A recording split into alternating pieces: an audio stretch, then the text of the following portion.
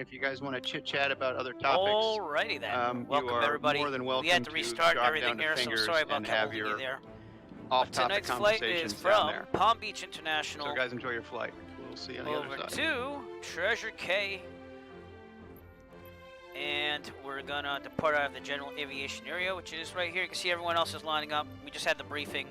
So we just gotta get out of here and hopefully not hit stupid buttons. And we're gonna go clear skies because I am gonna use Rex Weather Force for real world weather. The ceiling will be pretty low, but I filed for 2,900. At least I will be filing for 2,900. Excuse me if this does that. And let me connect V-Pilot here. Again, I had to reinstall everything this week on my computer, so it's been quite the week. And just trying to get everything working here. So, and I had everything loaded ahead of time, but of course I had to accidentally sign out of Windows and then sign back in. So it's all good. It's all good. We have some new rudder pedals, the Thrustmaster T-Flight rudder pedals. They're working okay. They're all right. They're not the best, but I got them at a good deal, believe it or not, on eBay. It's the cheapest I've seen them go for. Hey, Tyler, what's going on? And so we'll be using those tonight. They're a little sensitive, but again, I'll be entering the Cannonball Run fly-in event. It's actually not really a fly-in. It's more of a full-out contest to fly from JFK to LAX in a general aviation aircraft. So I've been practicing for that lately. You might see my 2 previous streams. They're kind of snoozers, I won't lie, because I was testing out plans for the event on the first leg that I'm going to do on December 26th. I'm going to be flying for 18 to 22 hours a day, and it is a fundraiser. I'm ready to go. So if you hear any voices in the back, that's the Virtual USA Flying Club, and I'm just waiting for everything to load so that we can actually take off. 10 right, Tango Tango 1, Douglas 410. Hopefully I picked the Cirrus because I can't remember if I picked Jeffrey. the Cirrus. I think I did though. Yeah, we're all set. All right. By the way, I just learned that if you try to open the storm window in the change the Coronado time Seminole, it today. will CTD. Want to leave No. around 3 So o'clock, that's so a- maybe we'll get that's like a an rough afternoon start. sunset. That's good. Let me get We reloaded are in and the try Cirrus again. tonight. I got the checklist ready to go. I've made the checklist myself based on the POH, but we'll be flying the Cirrus today. All right, without further ado, let's get started here on the ground at Palm Beach. I'll load the weather in, Rex Weather Force, and I'll also be starting the engine. So pre-flight done, passengers brief, blah, blah, blah, blah. Fuel should be on already because we don't have full tanks though, so let's fill up the tanks. Here we go. We'll get some music on here too as well. Excuse me. Alright, and again, I'm very sorry about all these starts and stops and stuff like that. I just need to get things loaded here. So, whoa. What the heck just happened? Someone just spawned in on top of me. That's what happened. Oh my lord! Oh, it's always fun. Always fun to get spawned in there. But alright, we got music going on. I got my checklist. So, external power, if applicable. I wish this person would get off me from something. Yeah, because I can't really see the... Oh, what the heck. We'll just do it anyways. Pretend they're not there. External power, not there. Brakes are set. Battery master switch is on. Very good. Alright, strobe lights going on. This is the anti-collision lights for the Cirrus, believe it or not. We do not have a beacon on the tail like the Cessna. Alright, very good. Again, disregard the people who are on top of me right now. Strobe lights on, mixture full rich. We'll also make sure that this is working. Of course, I really can't tell. Now I can. There you go. Boy, this makes it extremely difficult. And this is the problem flying with 20 some odd people tonight. But we'll get through it. Power level full forward. I can't see my boost button, so that's going to be a little bit of a problem. But it should be somewhere on here. There we go. Try to make it realistic. You can't do that, though, when people are all over you. So, yikes. At this point, I'm about to just do an auto start. Oh, no. Come on, man. Why'd you have to spawn on top of me? Alright, I'm going to shift P here, then. We're going to push back from this other aircraft. That's what we're going to have to do. So, see if it will push back or not. Let's go. Shift P.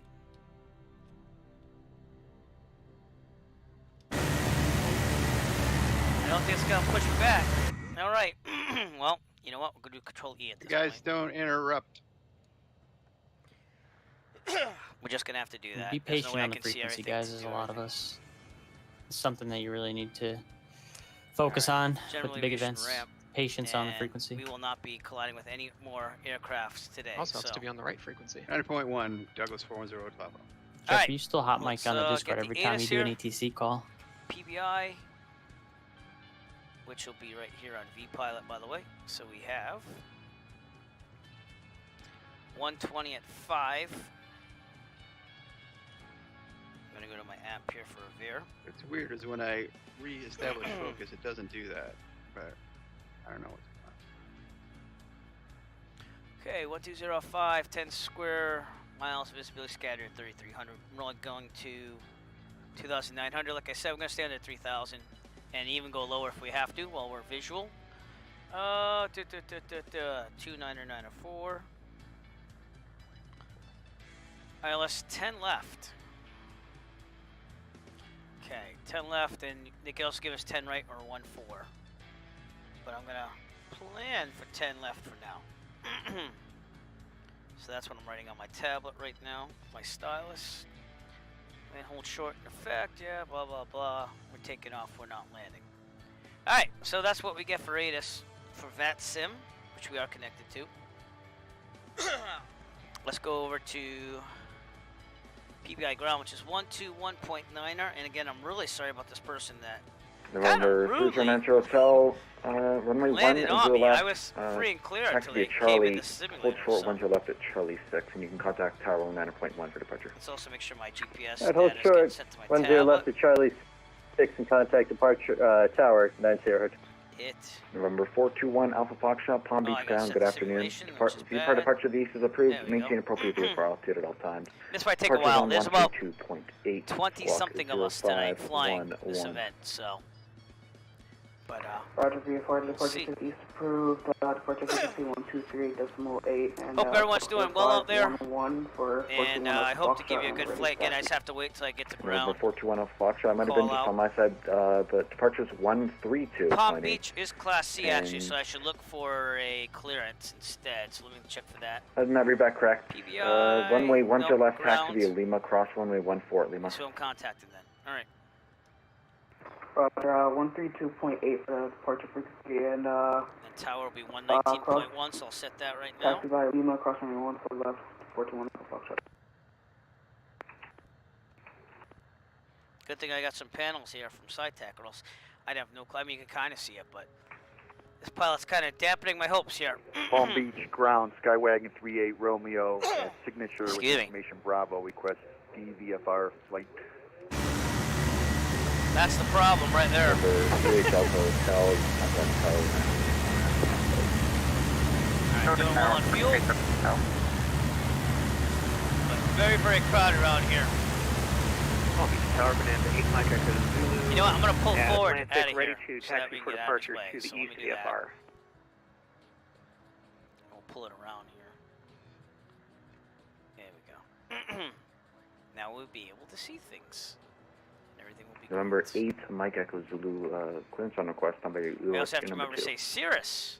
Night Echo Departure, Foxtrot. Douglas November 410 3 Romeo, Hotel. So clearance used on to request flying the number Cessna. So, all right, now that I got it, this You're has on to be here. set to boost. I'll leave it on for the flight. November 3-8 And- Romeo, VFR departure of east is approved. Maintain Nav and VFR, land appropriate there. VFR altitude at all times. Departures on Put 132.8, those on now. squawk 0514. As far as a run-up, I don't know if we're going to be able to do one or not, but doing a Maintain right now. Cap VFR, handle, departure verify frequency pins removed. 32.80, special harnesses, doors, latch, squawk brakes, hold, flight controls, fleet 0514, correct. 38 Romeo. Set trim to take Number off. 3 Romeo, I read found back out one correct thing and about good the to, Cirrus, by see the way. you This later, is what taxi. they use right here. I never knew that was there I'm ready for taxi. to know where the trim was. Number 3 Romeo, But runway 1 in to the your left, simulator, taxi that via Lima, doesn't move cross runway still, so we have to 14 make sure at this is Lima. set to 0. Lima cross, Autopilot runway 14 disconnected, at flaps Lima, set to 38 50%, Romeo. check. Stay We'll do that as we 10 get to left. the runway. Affirm, 10 left.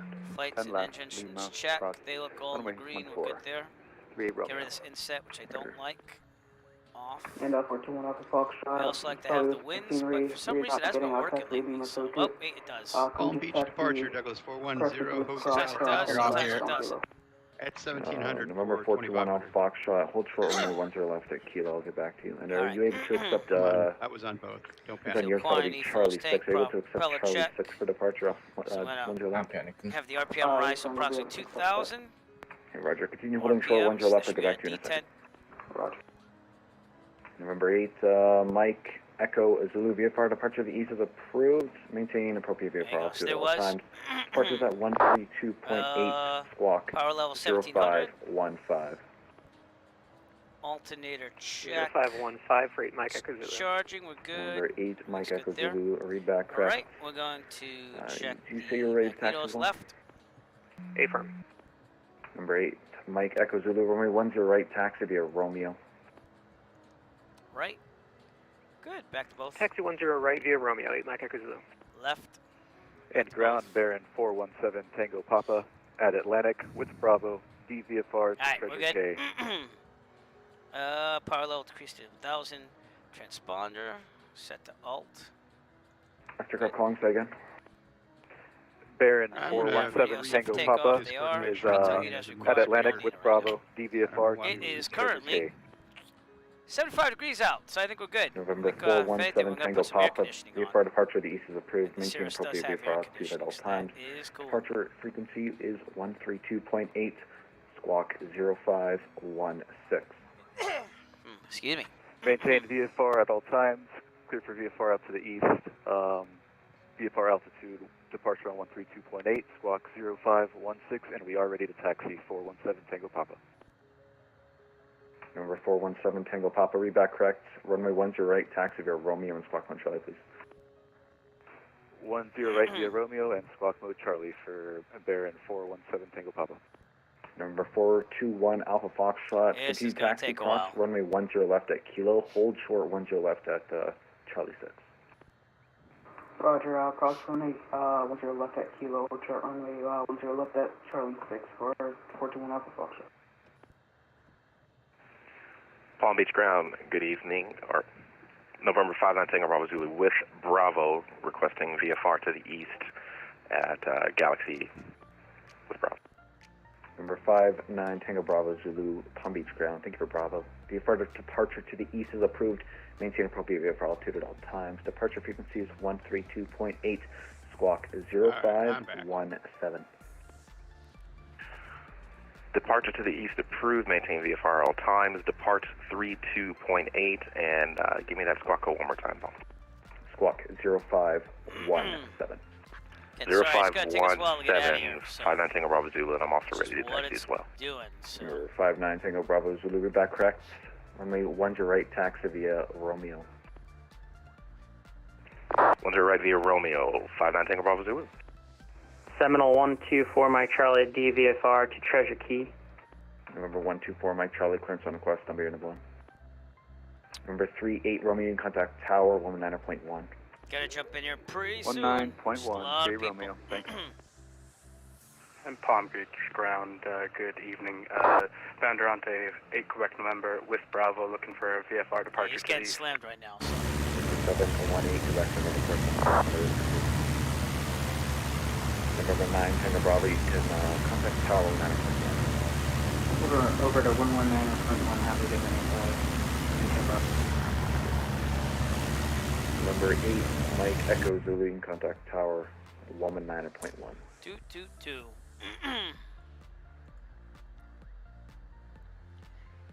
I think we might have clearance here. All right, let's try it. Ah!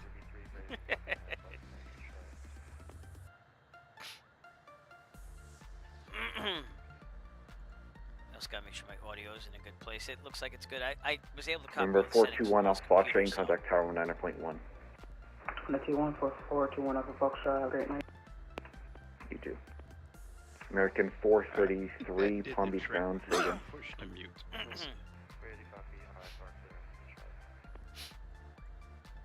American 433 clearance on request, number your number 4. I think 3500 is doable out here, though.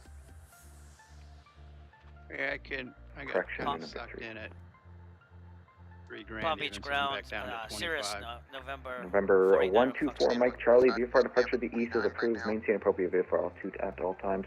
Departure frequency is 132.8 and squawk 0520. VFR approved to the east. We'll maintain.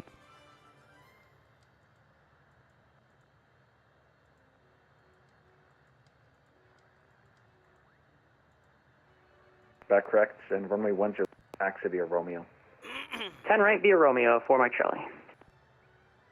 Number 417 Tango Papa, you can contact Tower 119.1, see you. Over to Tower, 417 Tango It's Papa. taking quite a while tonight to get out of here. So. Number 59 Tango get the Bravo blocks is of Zulu, people. you can contact That's Tower always 119.1. Have a good flight. Block. Contact Tower 119.1. Thank you. Have a good Palm Beach ground, November 489 Echo Foxtrot. November, VFR departure to the east is approved. Maintain appropriate VFR altitude at all times. Departure frequency is 132.8 and squawk is 0545. And VFR departure approved to the east. Maintain VFR at all time. Departure with 132.8 and squawk was a 050. I didn't get that last number. 0545. 0545, bound Durante, Quebec, November. Number 718 Quebec, number reback correct, and you ready for taxi? We're ready to taxi. We'll pull in behind 4 Mike Charlie there, pass in front of us. Roger, November 718 Quebec, November, runway 10 right, you can follow your friend. Alright, we'll follow traffic to 10 right, bound around 8 Quebec, November. Let's take a look at what's going on out there. Number 918 Papa Delta, request VFR East. Number 918 Papa Delta, Palm Beach ground, clearance on request, number 2. Number 2, Papa Delta. Got a lot more people down there still. See that? We're down here. God, it's like, yeah, that's me and him then. So, here I am, waiting. Haven't gotten the ground yet.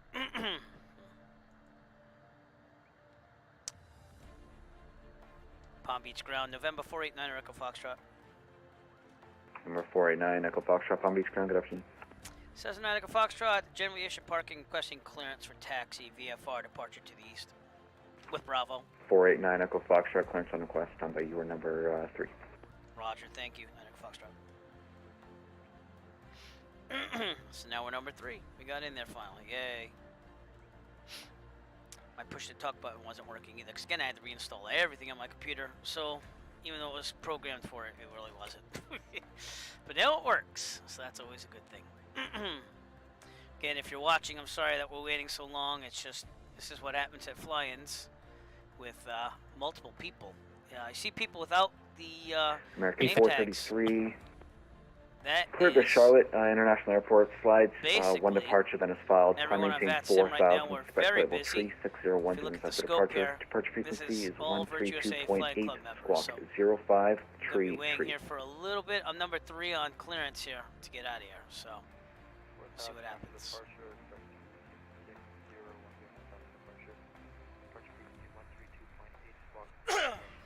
Okay. Of course, my allergies have to American ramp up now, 433, but that's cool. correct. Push stars at your discretion. Advise ready taxi. You can expect runway 10 left for departure.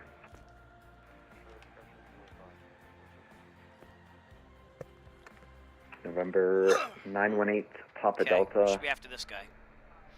VFR departure to the east is approved. Maintain appropriate VFR altitude at all times. Departure frequency is 132.8. Squawk 0531. Roger, cleared VFR to the east. Maintain VFR at all times. Departure frequency 32.8 and squawking 0531 for 8 Papa Delta. Number 918 Papa Delta, were you back correct? Are you ready to taxi? Yep, ready for taxi, 8 Papa Delta. And number 918 Papa Delta, do you have a taxi with Lima? Yep, I got it, 8 Papa Delta. Alright, number 918 Papa Delta, runway 10 left, taxi via Lima, cross runway 14 at Lima. Roger, we'll taxi 10 left via, let's see, Lima, cross runway 14 at Lima for 8 Papa Delta. Number 489 Echo Foxtrot, VFR departure to the east is approved. Maintain appropriate VFR altitude at all times. Departure frequency is 132.8, squawk 0547. Alright, cleared for VFR at all times, 132.8 and squawk 0547 for 9 Echo Foxtrot. November 489 Echo Foxtrot. Are you back correct? And are you ready to taxi? HF, they're trying to reach. Ready to taxi, 9 Echo Foxtrot. Number 489 Echo Foxtrot, runway 10 left, taxi via Lima, cross runway 14. Who's trying to reach me? Palm Beach Taxi approach. via Lima, cross runway 14 via Lima to 10 left for 9 He Echo sent me Foxtrot. over to center, and I've been talking to center, so. Number 124 Mike Charlie, in contact tower 9.1. Okay, here we go. We're ready to go. 1914 Mike Charlie. Straight out. Palm Beach ground, Diamond 114 Whiskey Papa with Bravo requesting DVFR departure to the east. November 718 Quebec, November, you can contact tower 9.1. See you. And over to tower 119.1, Banner and a Quebec number. See ya. See you. Okay, we're also using the Simir app hopefully tonight. November 114 Whiskey Papa, Hoping it's VFR working departure at to the east least. is approved. Maintain That's the appropriate VFR practice at all for times. the Departure Cannibal frequency Run. is They're going to need that for all the 132.8 data. and squawk So- 0521. See if that works as we're going here. Going in the Maintain taxiway. VFR departure Clear on the 132.8, right. squawk 0521, 114 Whiskey Papa, and we're ready for taxi. November 114 Whiskey Papa, read back correct. Runway 10 right, taxi via Romeo. 10 right via Romeo, 114 Whiskey Papa. Go. Palm Beach ground, November Take 172 a left onto Whiskey Lima Echo here with to Bravo, 10 looking left. for a DBFR departure to the east.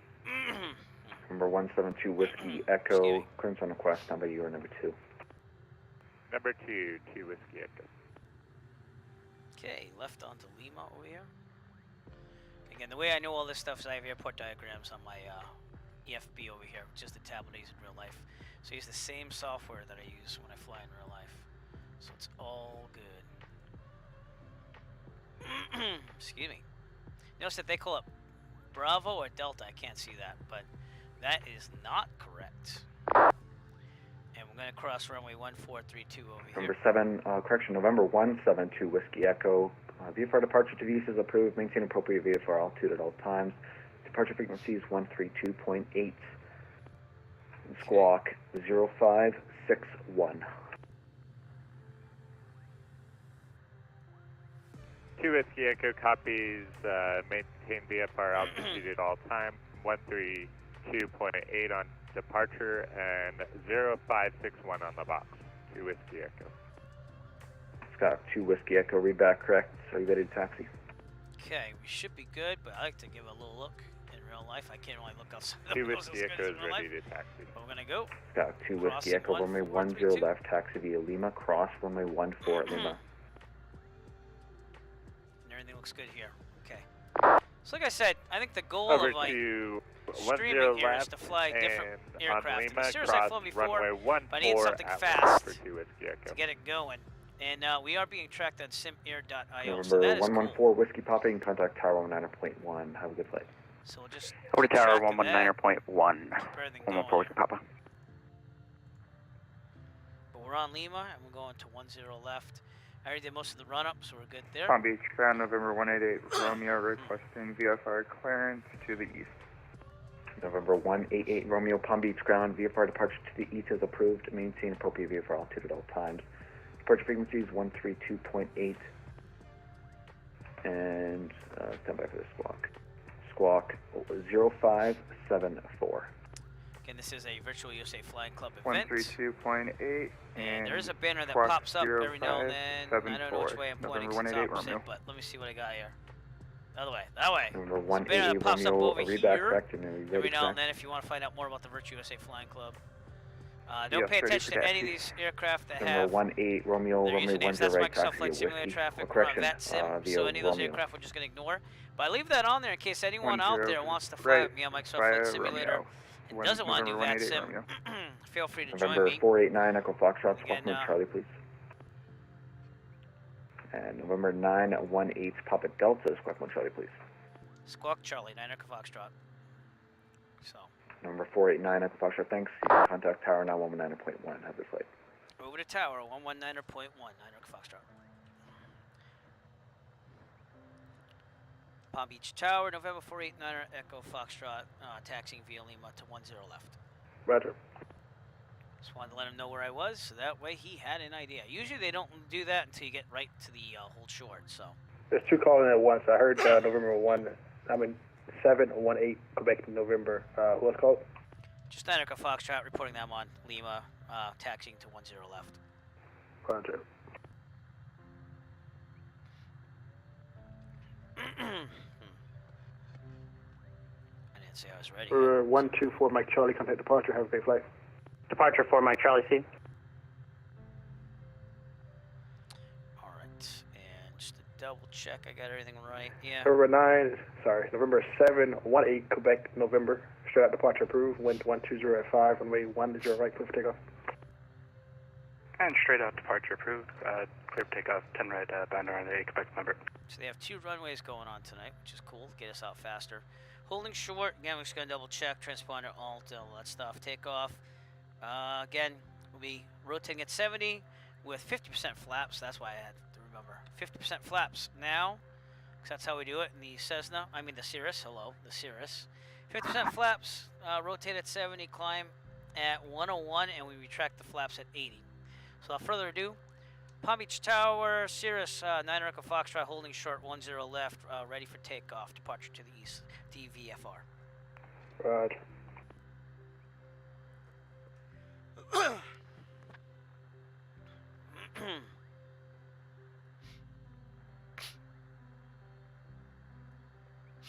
Hope you heard me. Give him a little time and go from there. That's what we look like.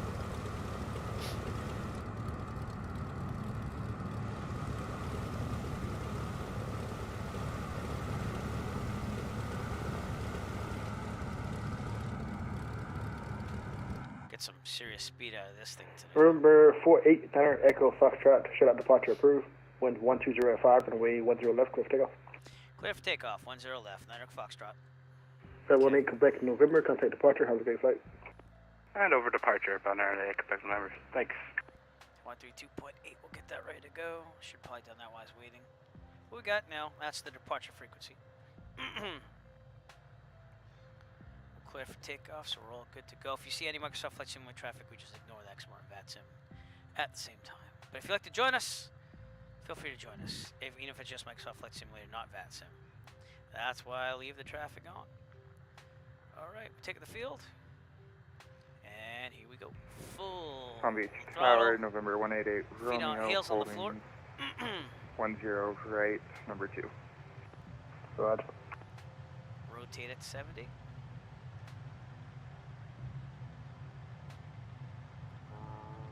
Rotate right about now. There we go. And we're off.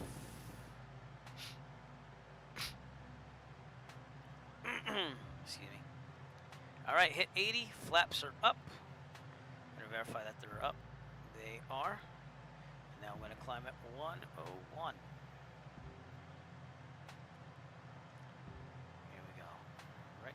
Should be about 13, 12, in my opinion here. We're going to try hand flying this, but we do have autopilot ready to go. I kind of miss hand flying because I've been doing November 114 Whiskey Papa. Straight out departure approved. Wind 120 at 5, runway 10 right, clear for takeoff. Straight out departure, 10 right, 114 Whiskey Papa. Where is 10 right? November 489 Echo Foxtrot, contact departure. Have a great flight. Over to departure, Echo Foxtrot. Thank you. Tower left runway 10 left approach. Palm Beach 8 is Bravo, is correct. Palm Beach approach, Cirrus 9 Echo Foxtrot with you. Cirrus 489 Echo Foxtrot, Palm Beach departure, radar contact, maintain VFR. Maintain VFR, 9 Echo Foxtrot. That's it, we're straight So up. 421 Alpha Foxtrot, contact Miami Center 135, weight 17, enjoy your flight. So we'll put that in the heading just in case we want to do autopilot. 135.17421 But I'd rather fly this one manually, so.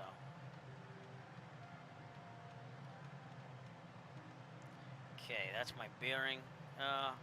Altitude should be about 2,900. Where are you? Ah! It's over here. Delta 1405, descend and maintain 3,000.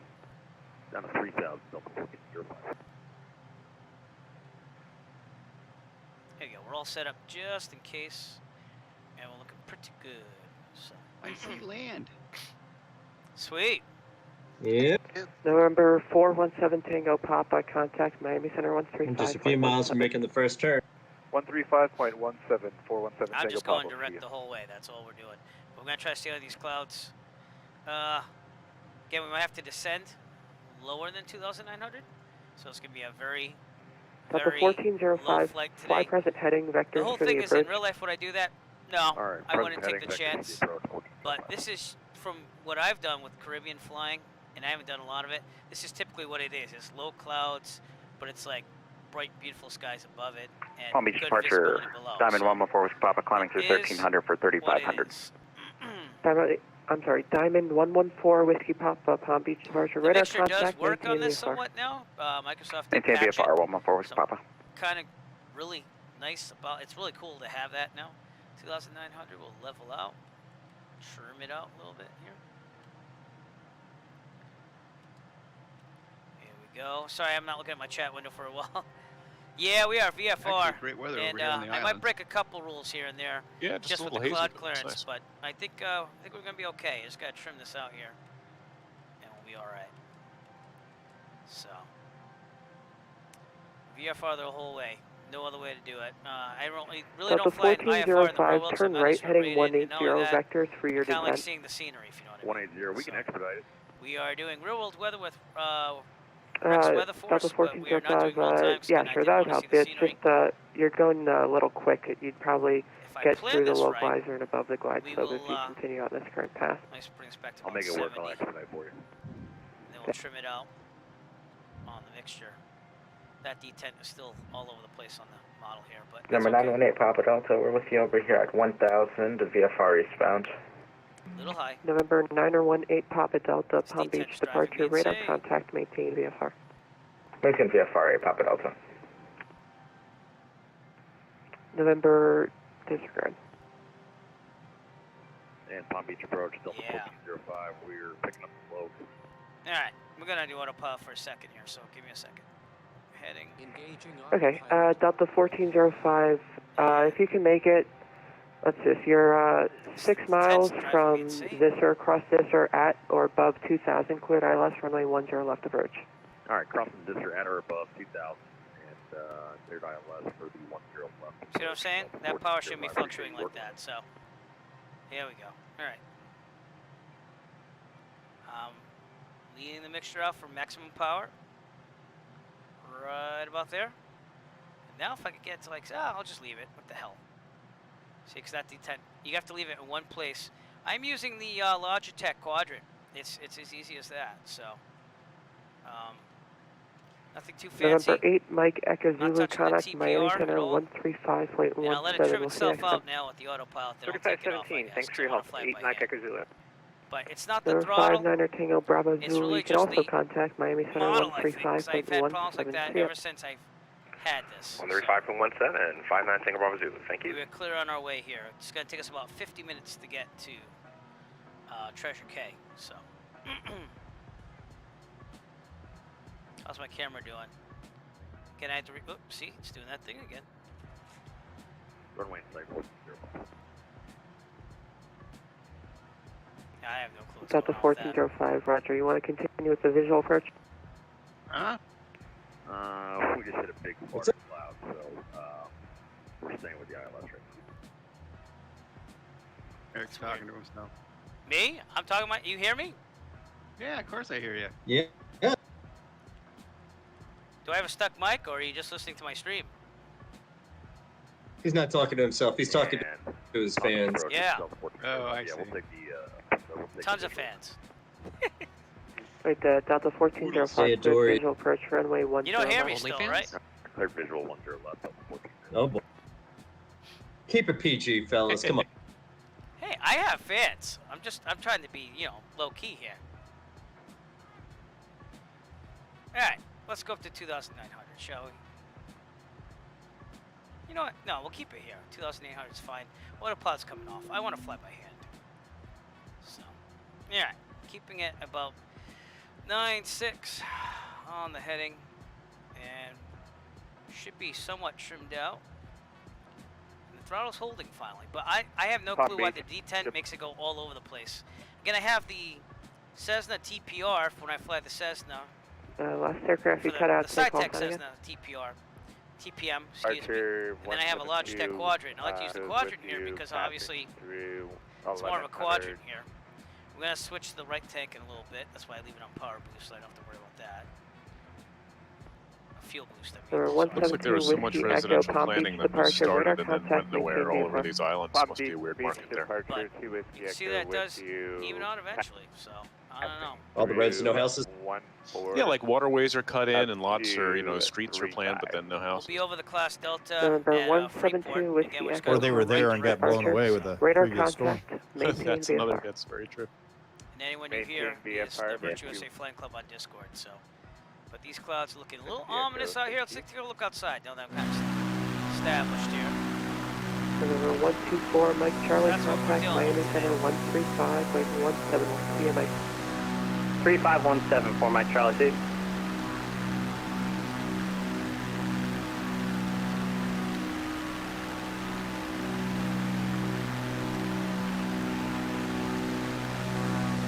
Really nice effects over the water, shadows and everything. I haven't set up the ultra settings. I found out my problem from the other night was that I had VSync on. If you turn that off, it does a heck of a lot better. Ortho looks pretty good here. So, but these clouds, probably VFR. Number 718. We're not within VFR compliance. Excuse So me, we'll November lower a little bit. We're supposed to be 718. having Quebec a November 500 contact Miami foot Center distance between these clouds and me. So let's go down to 2,500. And over to Trimming it Miami down. Center 135.175 for bound around the 8 Quebec number. See ya. Yeah, Delta 1405 contact Palm Beach Tower We're out of 119.1. class We'll Charlie, connect. so we're just Alright, talking over to to Tower View. approach. And doing well. Didn't request flight following or anything, just going with it.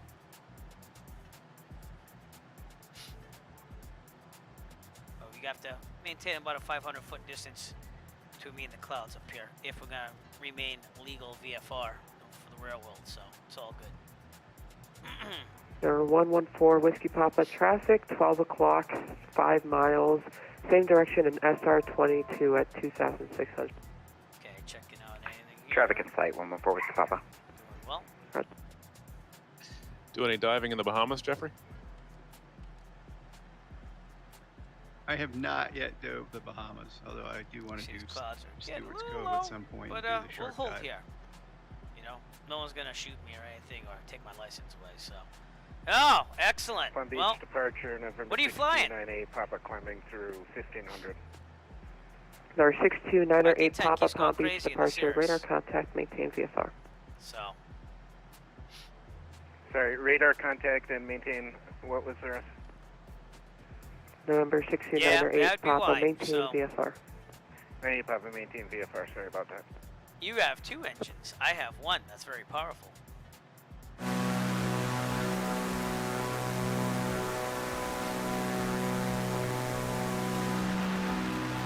Beautiful scenery out here. Make a good time with the Cirrus. Not as good as some.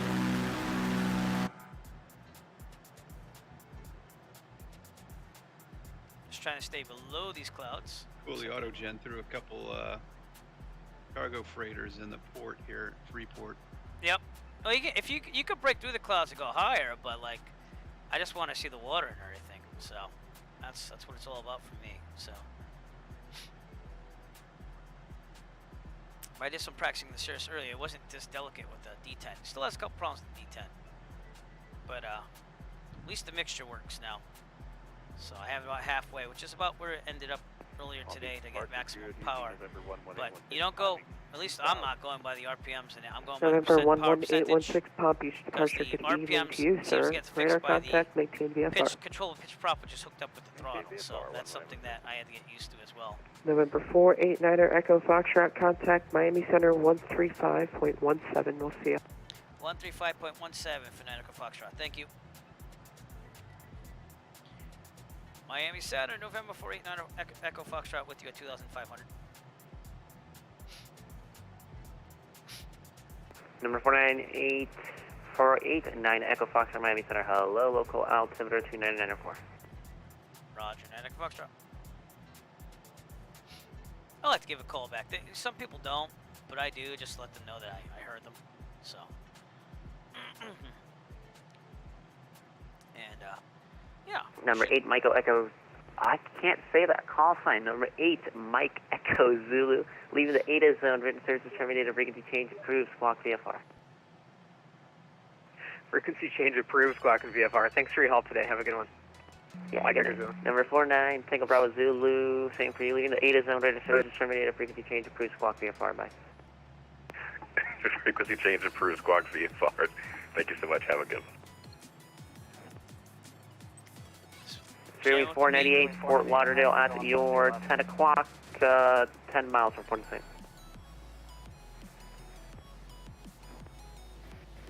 Really like flying the Cirrus. Look at this. It's a beautiful aircraft. Fairwing Not 498. that I'll ever be able to afford one, but Yeah, hopefully someday I'll be able to at least fly one. Fairwing 498, clear for the visual, runway 10 left approach, wind 180 at 7, runway 10 left, clear land. 10 left, clear land, Fairwing 498. Good job, Microsoft Flight Simulator for the autopilot. Alright. Really need some iced tea here. Yeah, My really allergies do been like that. insane, so I don't know what's going on still. Charlie Golf with Mike Alpha, are you able to take that route? But it's not COVID, I can tell you that. 'cause Yeah, I've let been me just quarantined confirm. I'll get back in a minute. What's going to go?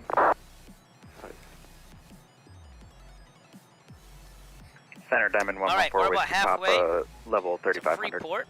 And, American 1128, Miami Center, look how at do the you top hear? of the stream. It doesn't have an estimated time of arrival, which I have no clue. Why not? But it doesn't. It does show everything else there, and that yellow bar shows you we're almost halfway through the flight. We're about 25%. Well, maybe not close to halfway, but 25% into the flight. Miami Center, the TV info, bueno, con Mike. We're We'd all like good. to cancel flight following. Number 511 Echo Mike, radar services terminated, frequency change approved, just walk VFR. Squawk VFR, 511 Echo Mike. Yeah, what are we doing for frequencies here? Do we have anything out there? I don't think so. So it's going to be all Miami VFR. Center, Once again, November Manuel 188, Sanders Romeo. Center's VFR at 2000. little ring here. Number 188, Romeo Miami Center, hello, local altimeter 29994. And the Simulator app, November 188, again, I Romeo. need to use this for when I do the Miami Center Diamond 114, Whiskey Papa, level Cannonball Run, but it's 3500. perfectly. So we're right about Number here, going past 114, Whiskey Freeport, Papa, Miami going Center, all the way hello, local across. altimeter 29994. So that is what our flight is doing 29994, tonight. 114, Papa. Even as satellite imagery. So yeah, it's a cool app, you know, I mean, it's kind of like my Garmin pilot Number watch. 41 in real Alpha life, Foxtrot, radar services terminated, frequency change approved, squawk VFR. Roger, going to VFR, 9 Foxtrot, thank you. Number 124 Mike Charlie, radar services terminated, frequency change approved, squawk VFR. Going 122.8, which is VFR, the, frequency change approved, 4 Mike Charlie, have a great which is the VATSIM Unicom. I'm going to the right there. That was good, but we're still on a straight path here, so that's what matters. And it looks like the clouds lifted a little bit, but this is, from when I flew in the Caribbean on the simulator, this is typical Caribbean weather. It's nice visibility, low clouds, and you just have to choose whether you want to break through it and go above the clouds and then find a hole. That's what happened last time I flew in the Caribbean. Or if you want to stay low like we're doing tonight, stay under the clouds. But this would be legal VFR right now, believe it or not. Is it smart? Real life? Probably not, because if there's a problem with your engine, you're not going much of anywhere. I'd rather be at like probably 8,500. Just so I had, you know, like a good 10 minutes or so of glide. So I could at least try to get somewhere. You would have a survival. I think you're required to have a raft and survival equipment to go here to fly at the Bahamas, which makes total sense because just look, it's water everywhere. You're not going anywhere with this thing. So, but very nice scenery. Flying the Cirrus tonight and having fun, especially out of the monotony of testing models for 5-hour flights for the Cannonball Run. We did decide taking the Cessna 172 with the G1000. I did a non-streamed test run over the Rockies last night, and that went well. It was a little scary 'cause it was pitch black. I kind of did the time that I would estimate it to be around there. 2,700. And we skimmed the mountains. We're trying to stay right above the mountains so I can immediately descend and get that denser air. That's my strategy, at least. And that's all I'm going to say about that. But we're going to try to make it happen. So stay at 2,500 right now. And Unicom traffic 59 Tango Bravo Zulu is about 5 miles away from West End as well. Class Delta over Freeport is at ceiling of 1500, so we're good to go right over it without contacting anybody. So IFR is up to 6,000 just for the air traffic control, but we're VFR, and we're good to go all the way to Treasure Cay like this. So hopefully the engine does not quit, or else we don't have a lot of options here. It's called get out the raft and start blowing into it, or make that thing happen once you get out of the airplane. Unicom traffic, I'm not seeing that last color. I am now 5 miles west of, 5 miles west of West End at 2,700. Look up, see if I'm right above you. I didn't see you coming in. Okay, Freeport is coming up. 59 Tango Bravo Zulu's got you traffic at about 8 o'clock to my position. I'm crossing over the end here Check at it out West End now. here, just see what it logs. Vertical speed, velocity, fuel. Roger, I'm Looks keeping good. an eye out for Burning you. about 50 gallons an hour. Just normal. So, but this is not a plane that we could take in that Cannonball Run event, or else I would, obviously for the speed, to get out to LAX. And the range is pretty good too, so. But it is what it is. I don't even know if there's a Caribbean section for VATSIM. There's gotta be. I think there is actually. So let's check on that. Caribbean. I'll put VATSIM after that. Let's see what pops up. VATSIM Community, Caribbean Nights. There's a fly in there. Yeah, there is. Curacao. VAT car.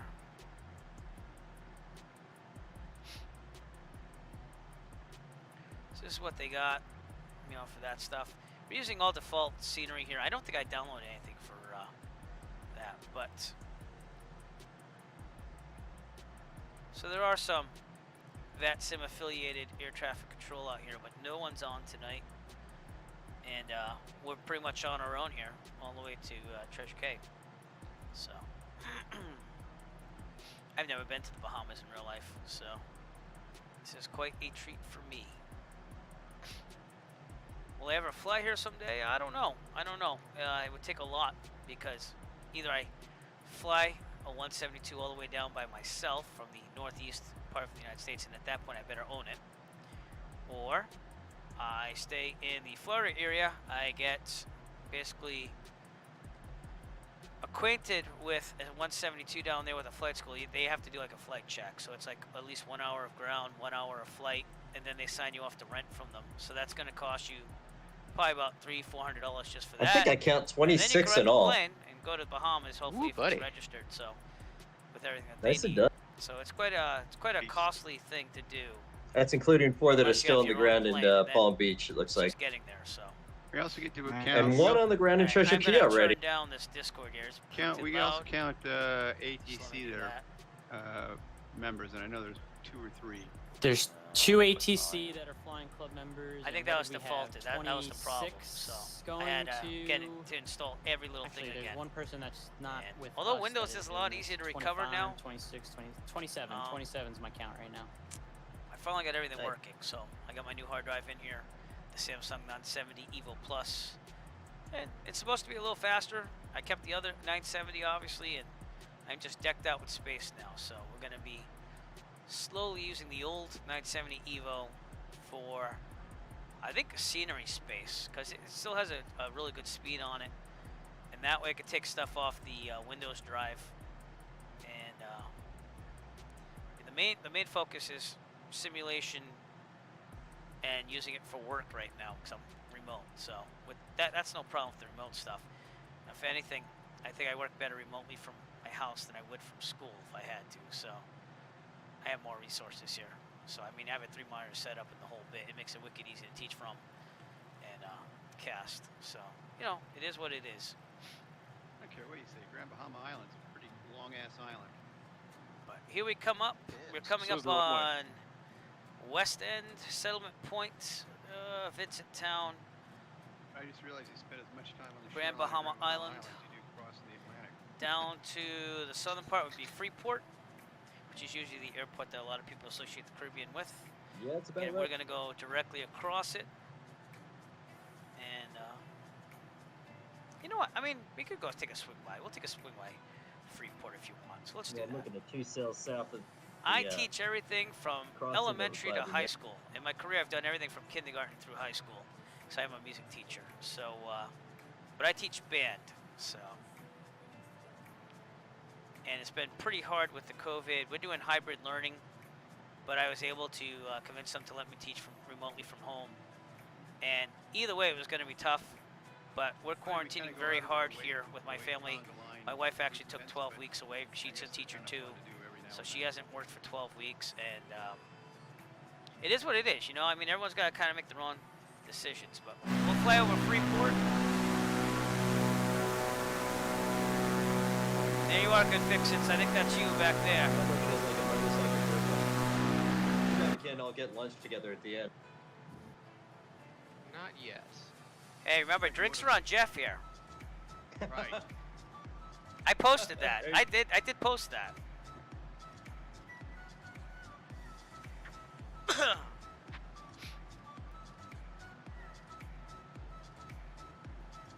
will say my booze allowance is very, very high. Oh, cool.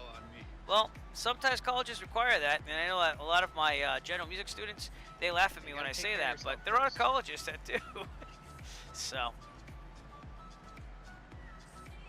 yeah, I didn't expect your nameplate because, again, I mean, a lot of people don't even use Microsoft Flight Simulator when they do VATSIM, but I just do it in case anyone that's watching my stream wants to join in and not do VATSIM. Smooth ride the whole way. So, but that is definitely you back there then.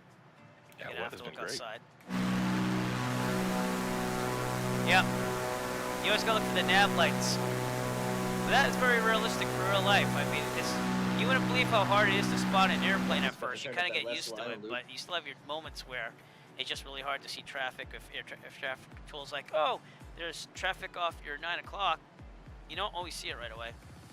And that's part of the reason why I at least have an ADS-B receiver, so. Yeah, well, a lot of pilots are musicians and vice versa. There's also a lot of doctors, obviously, and stuff like that, so. Yeah, I don't know if it matched your model, so, but again, I think that's more of a Microsoft Flight Simulator thing. But, you know, music is what it is. It's, I don't know if it makes people smarter, but I think that the more successful people will undertake something in music.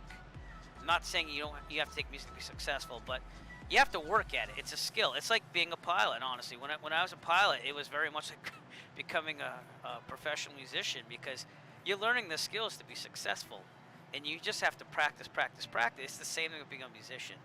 So, and like the gentleman I took my lessons with, he was a teacher at the high school I teach at, then he retired, but I took lessons with him knowing him, and he's been a pilot for like forever. He actually flew for like Bar Harbor Airlines and stuff like that. He flew the Gulfstream 1 way back in the day, because he is a I don't want to call him this, but all right, he's a senior citizen, but he's very sharp in wit and stuff.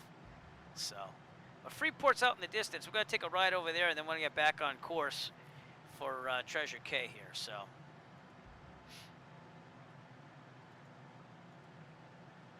Oh, is my streams like, you know, streaking, like basically choppy? Because it's kind of saying I skipped frames, which I don't know why I did, but it is what it is. So again, this is the big city on Grand Bahama Island, Freeport, coming up ahead of us. Yeah, well, that's the way we market it, you know. So, much like being a pilot, they just had a study on pilots. It's the same type of deal. You're using both parts of your brain at the same time. You're analyzing and thinking about the situation while you're doing the whole thing. Sorry if it's choppy. There's not much I can do except for maybe turn on performance mode. So I'll keep an eye on that. We'll see what happens. So, no clue on that. But I don't have NVIDIA Broadcast installed in the new install of Windows, and it seems to be better. So. Just a touch quiet on Discord, though. Not that it matters. Testing. Okay. So I was broadcasting to the Virtual USA Flying Club Discord earlier, so. All right. Let me know if it got better or not. trying my best here. Lucky for me, Streamlabs OBS saved all my settings, so I was very lucky on that. Basically what happened was I was copying over the old Windows drive, the old SSD to the new SSD drive. Where's and it basically glitched out, and then I went to go basically run Windows again, and it said I had errors. I tried to fix it, repair it. I couldn't repair it. I had to reinstall Windows again. And then the newer hard drive, I couldn't get that to work at all because it had like kind of Windows in it, but it wasn't able to be bootable. So then I had to wait till I got an NVMe adapter from Amazon, this thing right here, and I had to connect it via USB and then transferred over that way, and it only took like 12 hours. So I think we're okay now. It's looking pretty good now. So I never noticed. Freeport coming up right in front of us. The airport is off to the left over here. Just roam through the island with it. It's pretty cool. Right over here. And let's take a look outside. Definitely the Caribbean.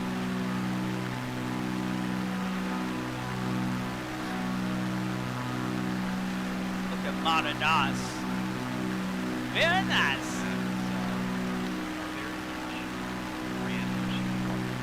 Beautiful area. I feel better at being 2,500 over some land, so put the airport right there. Right there, Freeport. Fly right over it, and we'll get back on course. So we'll be over the island for most of it. Believe it or not, we're only like 28 minutes out. So, yeah. Might fly back, I haven't decided that yet. I know by taking this serious, I would have lots of time to do things. So, might also fly to Hollywood, Florida, which is one of my favorite destinations in real life, Florida. Obviously not going there anytime soon, but really like staying at the Hollywood Marriott down there. It's right on the beach, the Broadwalk, I think they call it, and it's very relaxing. So.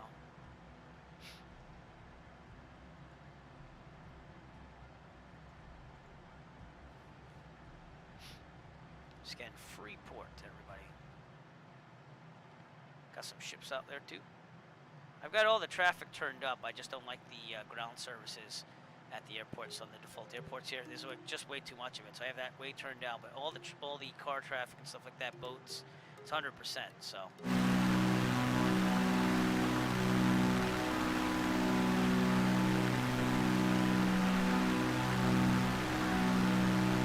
Again, the default airport could use some work.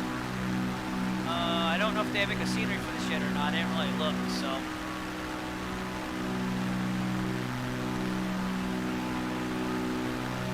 Of course, the beautiful waters of the Caribbean right there.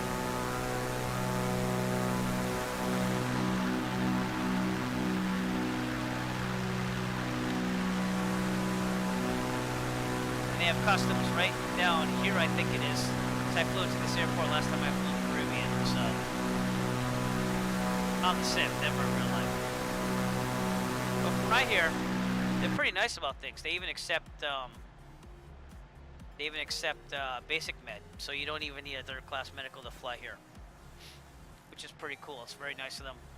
Mexico also joined on to that, and hey, Melvin, how's it going? Melvin Leroy, everybody, the man, the myth, the legend.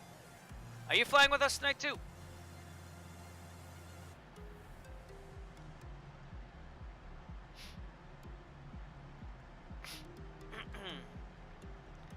But basic med's all that is required in the Bahamas and now Mexico, and I'm hoping Canada does that, because in 2024 I think I'm going basic med. So, oh, awesome!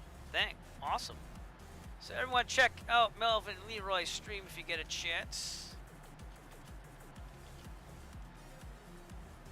Very good streams.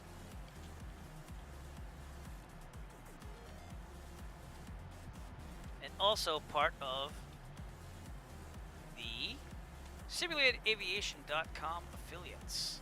So.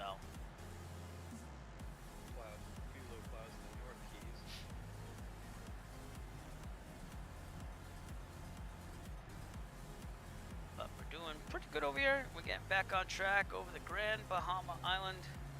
Then we're just going to go right across the Great Abaco. No, that's the Great Abaco Island. We're going to go to what I think is the Great Abaco Island to Treasure Cay. So.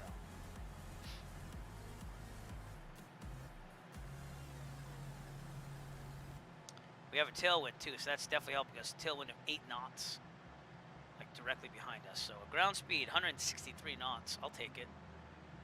Because when I flew the Cessna, and I also tried the X-Cub on a 5-hour first leg of the Cannonball Run that I'm going to be doing on December 26th. I'll tell you more information about that in a second. But I flew for 5 hours, and it was just literally a pain in the butt. It hurt. And I'm going to have to do that for 18 to 22 hours. December 26th, they have this fundraiser / Cannonball Run, which is flying from JFK to LAX. The winner, Microsoft, is providing the ultimate winner, the fastest one to get to LAX, with a set of Thrustmaster TPR rudder pedals. That's what I'm really hoping to get, because I'm really wanting those, and they're sold out everywhere, and people on eBay are basically lynching people left and right for anything flight simulated. And if I don't, it's going to be one heck of a stream, though. December 26th, right after Christmas Day, and I'm on vacation being a teacher, so I'm going to have time. So I've got down to about 2,000 over Little Abaco. 2,500 seems to be the way to be right now with these clouds. And I don't know if there's going to be much to look at after this. It's mostly just, you know, it's an island. And there's a closed air station over here. Sorry, airport over here. But nothing else really. It's just more for nature, I guess. But I am liking the Cirrus even better now that Microsoft patched it somewhat. I think they have a little way to go on the G1000 here. I do have a mod for the G1000, but I'm going to have to uninstall that, again, for the Cannonball Run, because everything has to be stock according to Microsoft. So I'm going to have to uninstall it pretty soon and give it another test run, because I am going to fly the 172 G1000 for the event. And let me give you a link on that, actually. Should have it around here somewhere. So you can check it out. Feel free to enter. I already registered. But it'll tell you everything, all about it. If you really want to fly up to 22 hours straight, join us. It's for a good cause, too. There's going to be a charity to raise funds for this man that wants to travel the world. He's a one-eyed pilot. He's overcome the odds, and now he wants to do a around-the-world flight. And so he has a GoFundMe that we're going to raise money for during the stream the whole time. So, all right, believe it or not, again, only 22 minutes out. 22. That tailwind is definitely helping us. We have 8-knot winds behind us. And I'm glad that this is working again. Because for some reason, I found that this doesn't always work after a while in the G1000. So, but it is what it is. So, beautiful scenery. Got some reflections off the wing there. And yeah, let's take a look at VAT-tastic to see where everyone is. So we left from Palm Beach. And that's all of us going into Treasure Cay. So here we are right here. That's me right there. Going up to Treasure Cay. So it's a little delayed too, but. So what does that make? 1, 2, 3, 4, 5, 6, 7, 8, 9, 10, 11, 12, 13, 14, 15, 16, 17, 18, 19, 20, 23, maybe 24, 25 people. So that is a pretty good turnout for an event. Again, the more the merrier, though. We've been getting up in the numbers, though, overall. So it's nice to see that we are growing and more people are participating. I know it's not always easy, especially me, having kids and a wife and the job and everything, but we try to make things happen. So let's zoom this map out here. Another thing with the G1000, if I use my mouse clicks on the Cirrus, it doesn't happen so much, but in 172, sometimes it like sticks on the mouse click and it makes it go like all the way around. So I try to use the mouse wheel, but then if I miss it, it just zooms in and out. So that's kind of annoying, but we'll see. Can't really, beggars can't be choosers, I guess. But it would have been nice for Microsoft to fix some of these before they released it. And now, all we have to do is just wait. But I haven't decided whether I'm going to install Lockheed Martin's prepared version 5.1 yet or not. I have it, and with the computer it was already installed before I had the Windows crash. So again, I have to decide whether I'm going to do that or not. The clouds are coming down a little bit. So we're going to descend down to maybe 2,200. So we're trimming down here.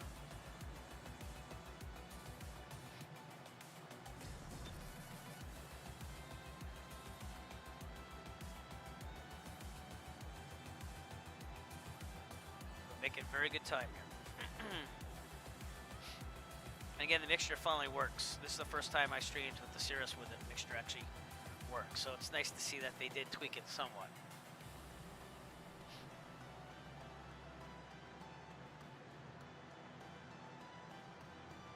And again, this app that I have to use on that Cannonball Run event I just announced, this is what it does. It tracks you.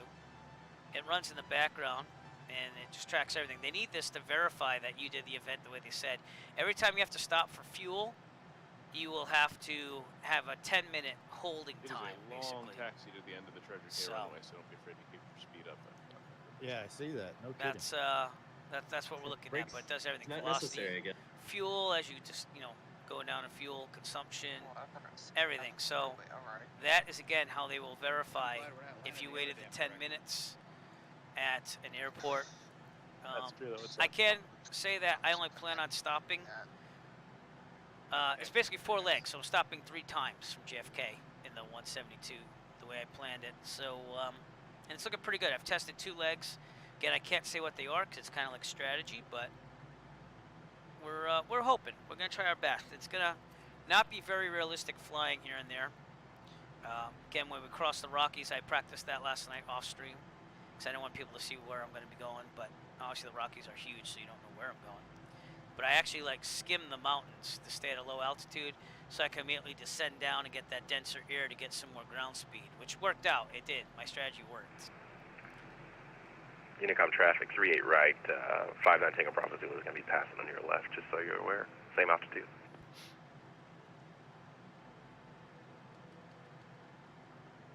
Okay.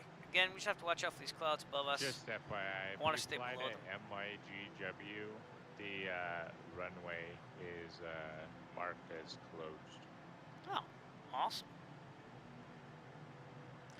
Where's Unicom that? traffic, November 38 Romeo has traffic to 8 o'clock in sight. Now I gotta check that in. I'm in Microsoft Flight Simulator 2020 and it all had X's on it, so I was gonna do a touch or go, but didn't. That'd be West End Airport. I think that's the one we talked about. It's closed at the southern part of the island here. So.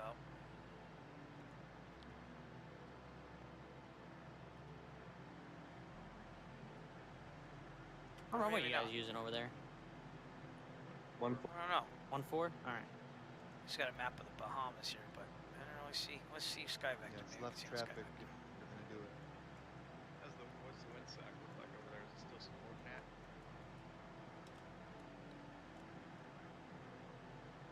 Looks Yeah, like they a don't little even bit have of it a as an right airport crosswind off on the sectional anymore, so that makes total sense then. But again, the route tonight, I was going to do a straight shot, but I decided to deviate, show Freeport, go on our way to Treasure Cay here. So we're still on the northern part of Grand Bahama. Is everyone kind of doing straight ins? Is that what we're doing, or what's going on over there? Yeah, that's what I did. Coming Yeah. across from the north side, it just puts you straight in 1-4. Very good, very good. And I guess we're aiming for 1-4. The winds are 236, so that makes sense. There's only 1-4 or 3-2 to pick from. So If it starts getting busy and stacking up, that might be a different story. But right now, Pen we're altitude is spaced about out enough 1,000. that It's only 10 just feet MSL. trickling in one at a time. At Treasure Cay. But again, we're just enjoying the scenery as we fly in and watching these clouds at the same time. I'm at 2,000 now, and I like to stay at 2,000. I can Yeah, tell these no, clouds are so going we've down. noted it's a long runway, so hold off your brakes and just roll to the end. Or land long. I don't have any type of charts for this, I don't think. For some reason, that's the thing about Aver. I mean, it doesn't affect me real world because I only fly in the U.S. But it does not have like Caribbean charts or anything like that. And luckily, the Miami sectional has this stuff on it, or else I wouldn't have it with the moving map. But doesn't mean we can't get it on the internet. So.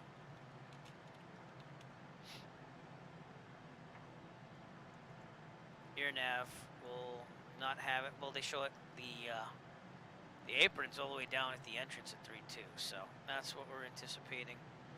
Yeah, and if you look at the thing I would do in real life, if I really had to, is I would look at. Oh, great! Someone's crashing and dying out there. Is that one of ours? He was headed our way.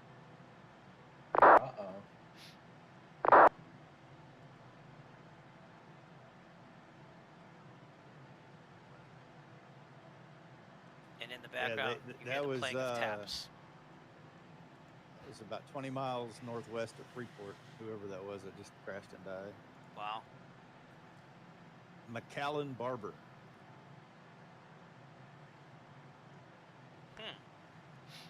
And he's up at 8,000 feet. Again, these clouds, I'm just sitting slightly because these clouds are just coming lower and lower. So we're still legal, but is this safe for real life? Probably not. Probably not.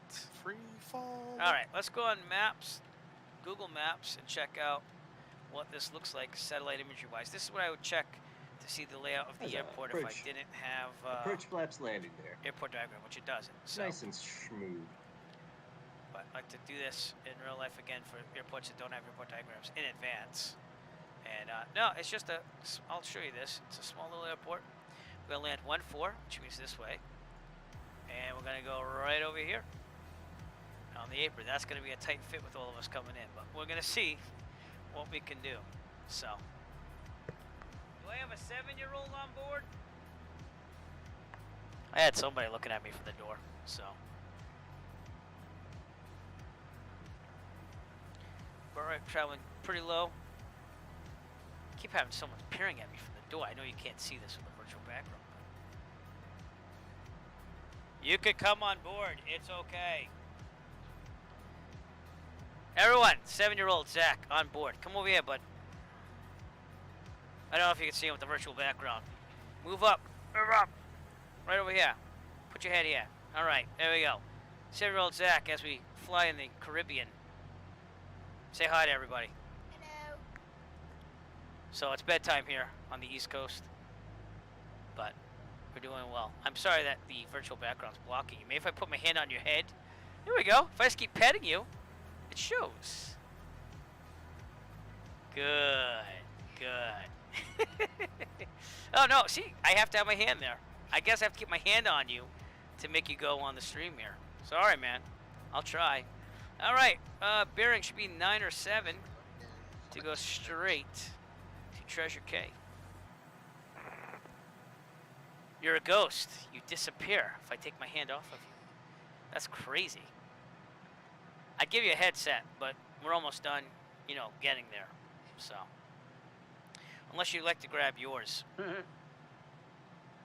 right, we'll try this, people. If this doesn't work, I'm going to unplug him. Traffic, Douglas 410 Hotel Alpha, 10 miles. But he does have a headset. Straight in 1-4. And we're going to keep it like that. You might hear a little bump here as I get him in here.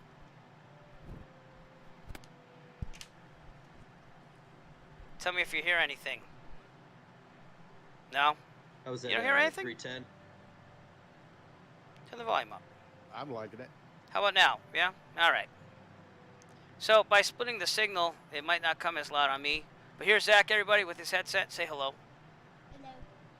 All right. Don't know if you can hear him, but feel free to say hi. 15 miles northwest. Of course, the 2-year-old's now behind my chair, so this is going to be good. Straight in 14 behind the traffic. We're going to aim a little north of the airport here so we can get set up for 1-4 and do a straight in, because it seems like everyone's doing a straight in. Yep, they can hear you, bud. A little unusual in the timing. Everyone's saying hi. Do you see? They want Chat. you to run off. All right. It has mains and auxiliaries. I'll just keep my hand on his head. No more than an hour on the main. It's all good. The auxiliaries. Northwest pass 1-4. Okay. Interesting. 2-year-old on board. Hello. All right, we got the whole family coming in, invading the cockpit. Say hi. Okay. Now listen, I am going to have to put this one down, and you can stay there.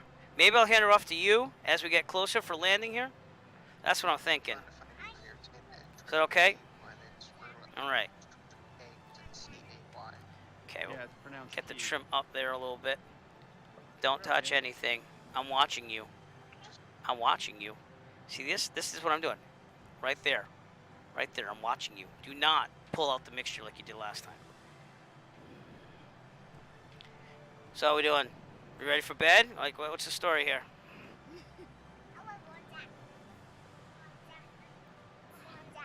Don't touch anything.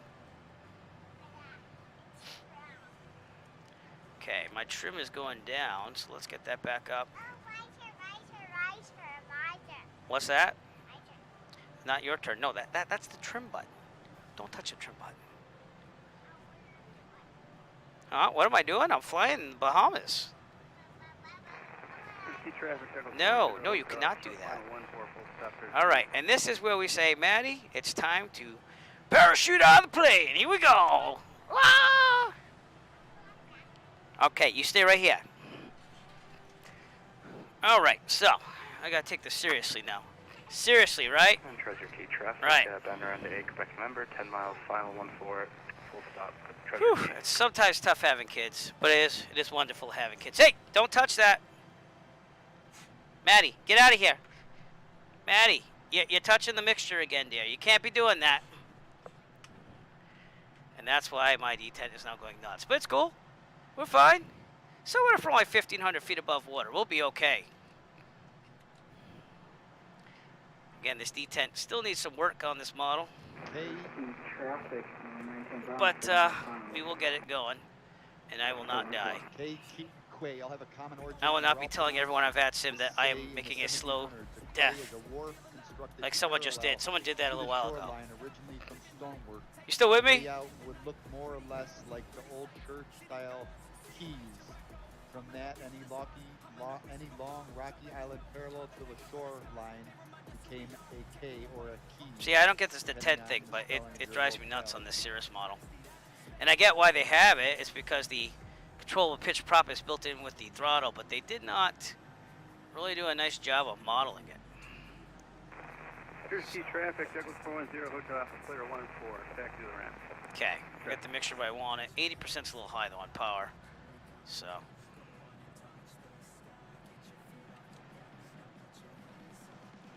See what I'm saying? It's like crazy. Goes up and down. There we go. 73 is good. I could deal with 73. All right, we're going north again of Treasure Cay, and then we're gonna line up with a 1-4. We're gonna report on the Unicom in a couple minutes. We're gonna don't say anything when I push this button. It's like real life. And be landing in Treasure Cay. So I might do a return trip to Hollywood, Florida. I'm thinking about it. Hollywood, Florida, nice place, right? Yeah. All right, I'm gonna keep my hand on your head for a little bit so people can see you. That's just the way the software works. We're using XSplit VCam here, so it like software-wise like gets the background. But he kind of looks like he's in the seat, so I gotta admit, I did a pretty nice job on this. That's pretty sweet, man. You know what's just playing Ghost for in the real world? Brand new, about $500,000 to $700,000. So enjoy it. We will never be able to afford one of these, so enjoy it. 1-4, full stop, Treasure Cay. But your dad might try flying one in the future in a couple of years, just to say I've done it. So we'll see. It's one of the fastest planes for general aviation. So you'd be sitting over here. Pretty sweet. I also didn't check the tanks here. I should probably switch to the right one. You know, seeing that it's about that much on the left. It's all good. There's 2 fuel tanks you gotta switch every now and then to balance out the plane. Which is probably why I was shifting to the left or right a little bit, which makes sense now. So maybe the physics are okay in this. Who knows? Treasure Cay traffic. Hotel is only 6.5 miles. Dogleg Final 214. Full stop, Treasure Cay. 19 miles, clear 1-4, Treasure Cay. Those clouds are what we have to worry about.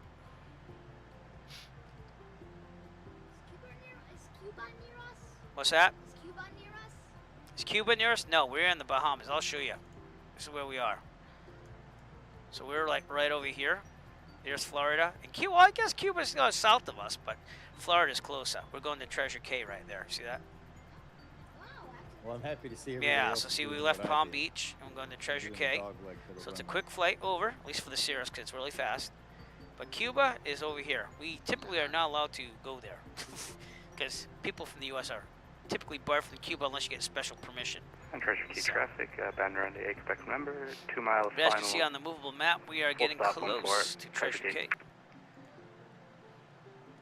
And we're rather low, but that's okay because we're still 600 feet above traffic pattern altitude, which is about 1,000 because it's only 10 feet MSL. So looking for any traffic. Josh, Let's see you gonna who's do a out full there. pattern or something? Yeah, see, everyone's kind of coming over here. I'm going to kind of cut in here. I said, looks like if I you're can. I'm overflying kind of the following field. You gonna Rob. do a full pattern to the airport? But everyone else is kind of going north there. So, you know, There's it's a probably lot the of smarter move to be able previous to land. traffic, I But think. we'll see.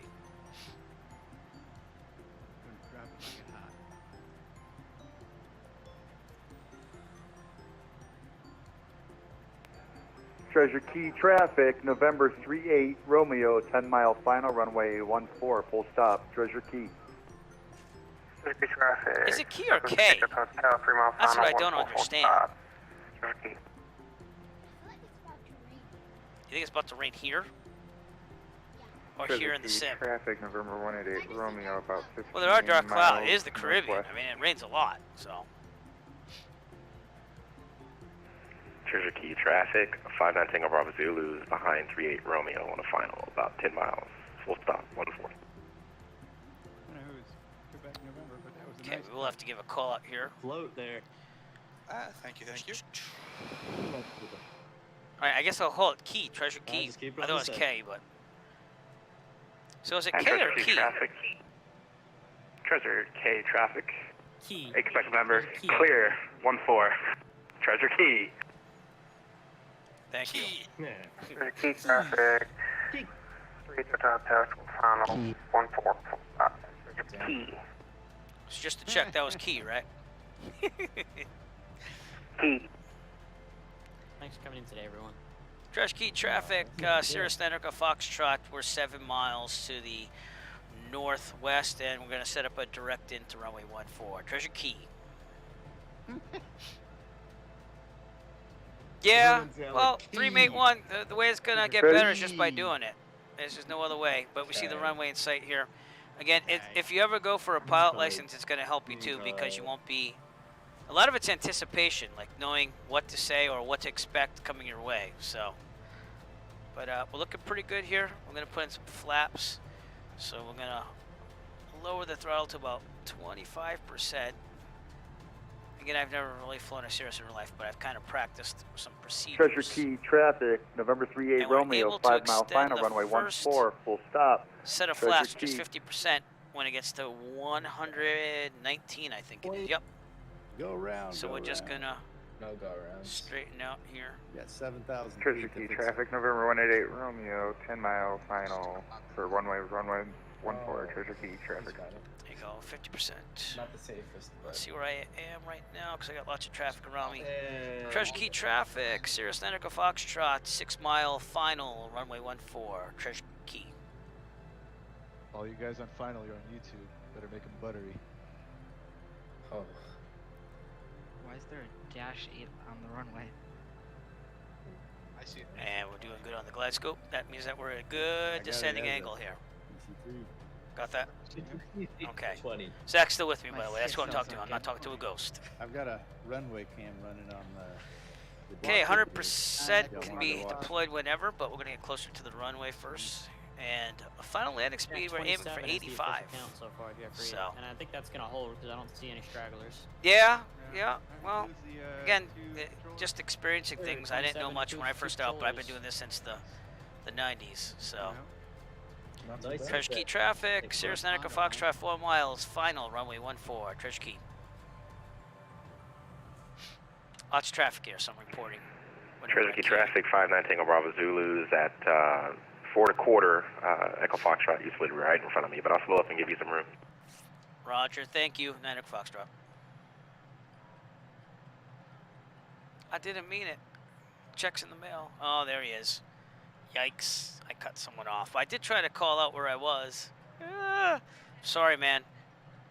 Sorry. All right, it's bedtime here for the 7 and 2-year-old. So have a great night. No, just take them off. You'll be fine. Thank you. Have a great night. All right, you. You have a great night while I'm landing. Okay, I'll see you later. Okay, 100% flaps coming up. Treasure Key, 3 miles out. November 188 Romeo, Treasure Key, 14. Said it's time to practice a little slow flight here. Again, sorry. I thought I had traffic 10 miles out, so I thought it was good. Okay, 100% flaps. And we'll decrease the throttle back here. I see you right behind me. And here we go. We want to land about 85. Treasure Key traffic, November 38 Romeo, 1 mile final, runway 14, full stop, Treasure Key. 500. Go. Maddie, I can't really pay. It's a sterile cockpit right now. Boys are tough, and they always come at just the right time. Just the right time, you know. Here we go, about 85, 100% flaps, and we're just going to keep this rolling. Treasure Key traffic, 59 Tango Bravo Zulu, losing a 3 mile final, runway 14, full stop. Throttles out. And here we go. If I land a little long, that's okay, because honestly, the apron's all the way down. November 188 Romeo, going around. Yeah, I just messed that up. Bound to happen. Don't stop on the runway. Letting it roll. I'm letting it roll. I'm even getting the throttle, guys. Roger that. I'm right behind you. Treasure Key traffic, Seminole 124 Mike Charlie, 10 miles to the north, straight in for 14, full stop, Treasure Key. And Treasure Key traffic, 421 Upper Foxtrot. Long runway to the apron here. Behind that 10 mile final here. Currently, yes, the final. I'll be clear in a second. I just got to get there. I'm huffing now. I've got like 60 knots going on right now. Now I'm going to let it glide down. With 3 people on the runway at once. Thank God it's a Treasure long Key runway. traffic, Diamond 114 with Papa. We'll slot in after Aerodynamic braking, some 1 roll Alpha brakes. Foxtrot. And here we go. I was gonna say, you mean this one? Like, land on the green dot. Treasure Key traffic, Sierra Stanica Foxtrot, clear of runway 14, Sierra. Treasure Key. Treasure Key traffic, November 38 Romeo, clear, runway 14, Treasure Key. Okay, I'll park where the marshal's telling me. That's cool. And we're gonna wait here for a little bit, see what happens. And Treasure Key traffic, that's Moley. You can go in front of me here. It's not going to work out. There we go. According to Microsoft Flight Simulator, I'm good. So, listen, I'm just going to keep it parked here with the engine on, and we're going to send the drone out and capture some landings. So, has someone right behind me on that long runway. All these are model matching. Model matching's still a problem in Microsoft Flight Simulator. Here we go with another landing here. And I can tell you who that is. Treasure Key traffic, 59 Tango Bravo Zulu is clear, runway 1. Thinking that might be Rob or Jason. So, don't pay attention to Microsoft Flight Simulator traffic. That we're disregarding on all that because we're flying on VADSIM tonight. But get a look at the island here. Traffic, number 188 Romeo, 5 miles final for runway 14, full stop. And there we are, parked right there. So, I want to leave it on in case I have to move. So you know what? Maybe I should move it actually, just to make sure that people can get in here. So let me do that. Disregard the ground crew. Disregard. I'll park over here. And turn this thing around with brakes. Again, I was forced to buy some new rudders. The Cessna, the Saitek Cessna ones weren't going to cut it anymore. So I went with it.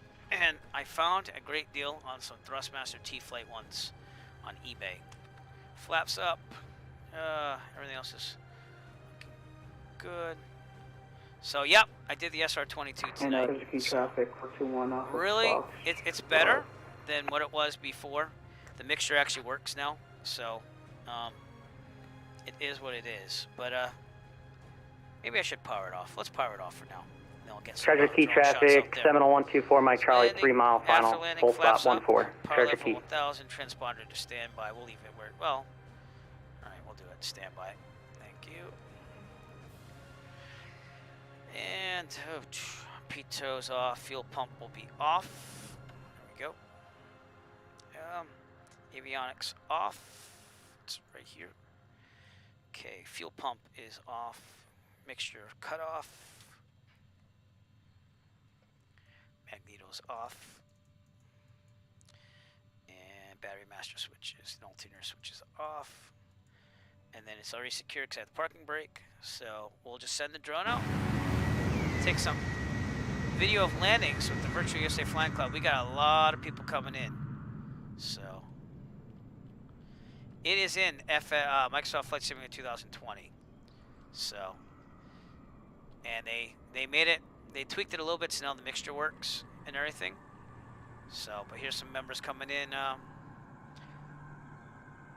don't know who that is right now. I'm thinking it might be Mike Sinanti, who's the founder of the Virtual USA Flying Club. Don't report me to the FAA for having a drone out here. Real life, we had someone have to report a drone in Plymouth when I flew last time at night, so that was quite interesting. But here we go. Guys are coming in left and right. There's a long line of us. There's like 20-something of us tonight. But I really like the Cirrus, and I am going to try to fly one in real life after I get my instrument rating. Again, there's a Cirrus training school out of Plymouth right across the runway 624 from where I rent. But yeah, and they're fast. That's why I picked it tonight. It's fast, so I got over the water fast. If I took the 172, it could be almost an hour and a half out to this airport. So I decided, hey, I'm flying the 172 a lot. Let me get in the Cirrus again tonight.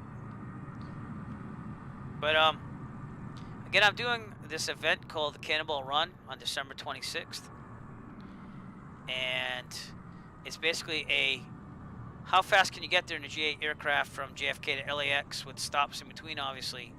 So I had to pick out which aircraft I was going to use, and I couldn't use the Cirrus because they disallowed some of them. Again, it was the Cirrus because of the speed and everything. So I am going to take the 172 with the G1000. And I picked the G1000 with it because it has the, what do you call that? Nice landing, guys. It'll come back to me in a second. So, but it has the artificial terrain. You know what I'm saying on the screen on the G1000, and I'm going to need that to go over the Rockies because I'm going to skim the Rockies when I go across. We're not going to be really realistic. It's going to be all about eyes on the prize, get there the fastest, and maybe get there first because then I will win a pair of Thrustmaster TPR rudder pedals, which are the rudder pedals I want from Microsoft. Microsoft's actually donating them for the event, but we're also having a fundraiser and everything. And if you want to find out more about that, or even to enter, go to this link that I'm going to provide in the chat. It will take you about 18 to 22 hours to finish. Straight flying, but they do allow autopilot, obviously. So we're pretty good. There's another person coming in. Or something. They might be going around, actually. Again, landing here was it's a long runway. But that is not what we fly the Virtual USA Flying... God, I can't even say the name anymore. The Virtual USA Flying Club, that's just because the model matching's that bad in Microsoft Flight Simulator as of now. And who else do we have coming in? Anybody? We should have a bunch. So, VAT-tastic shows all the traffic on VAT Sim. So yeah, we have it's a little delayed too. It's got Ewart. I think that was Kyle going around. Brett is coming in still. We have Jonathan Smith coming in. And I think Luis is with us too. Kazada. And a bunch of other guys. So, all coming in for the fly-in tonight. Treasure Cay. Which I thought was Treasure Cay, but everyone says it's Key. So I'll just go with Key. That's what we'll do. All right, let's look out there and see what's going on. Oh, there's an aircraft landing. Let's try to follow this one. And I have the drone set to fast speed, so I thought I would slow it down, but that obviously did not slow it down. Now it did. Here we go.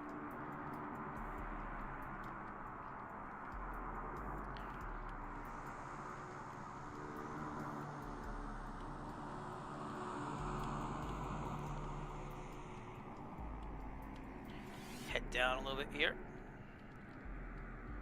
But this drone camera, you know, it's a little finicky on learning how to use it, but after you learn, it's pretty useful, you know. The only problems I've had is that... Have a great night. Thanks for coming. Biggest problems I've had is that if you land at an airport, you park like I did, turn the engine off, then you go somewhere long distance, sometimes it says that you damaged your landing gear. Restarts the sim. It's doing a pretty good job tonight. Nice landing. I think I would have been a little rough on the landing on the Cirrus, to be honest with you. I don't think the flare was perfect tonight. But this basically is the conclusion of the fly-in. I might take off out of here and go to Hollywood, Florida. I think it's Kilo Hotel Whiskey Oscar, so I'll be going back. And I'll be doing that VFR as well. I'm thinking that over right now while we look at some landings here. But we do have a lot of traffic coming in, so... And I don't want to interrupt the landing after I already cut someone off in the pattern going final, so... I thought he was 10 miles out, but that was my fault, so... Let's look for any cities around here. I don't know if there are, honestly. No, it's not really any big cities around here. You know, it's just the Caribbean. That's the way it is. But oh, look at that area. What's that? Looks like a farm of some sort. Oh.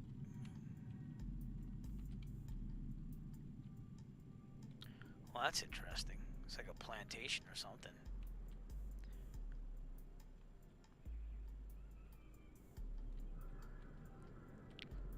There's another aircraft coming in.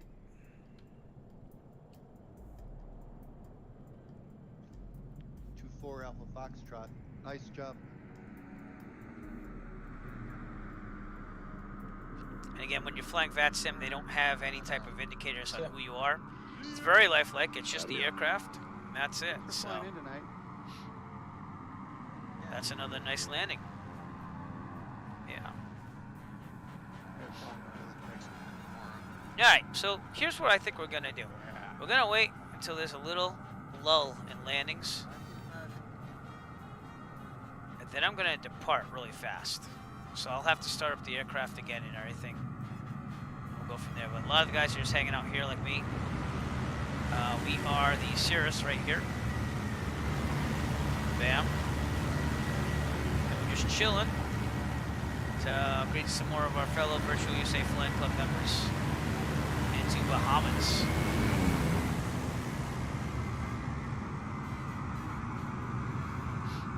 As far as scenery, this is default. I mean, this, you know, it's a small airport, but definitely haven't flown to the Caribbean a lot in the simulator. No, there are no airliners in our club, but the model matching again is terrible from Microsoft Flight Simulator so far. And we have more aircraft coming in for landing, so let's see where they end up here. I just don't want to jump out, have to back taxi the whole runway. You guys want to watch some landings? I got the drone cam set up at the end of the runway on my stream. Check out the Twitch section. There we go. That's one heck of an airliner, but again, that's general aviation. That's just model matching. Let's see how they land that thing. It's a long enough runway.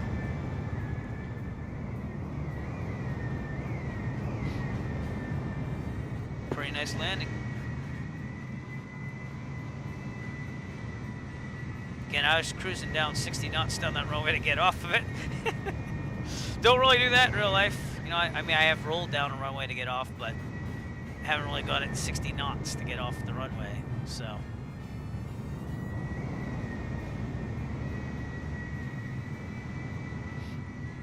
There should be someone following up pretty soon. Let's take a look out here. Looking for landing lights, strobes, anything. I'm gonna head out. I'll see you guys later. Thanks for flying in tonight. But, I don't know. Thinking about doing Hollywood, Florida. Let's get a little sky vector here and see how long it would take. There's no one coming in. Okay, so MYAT.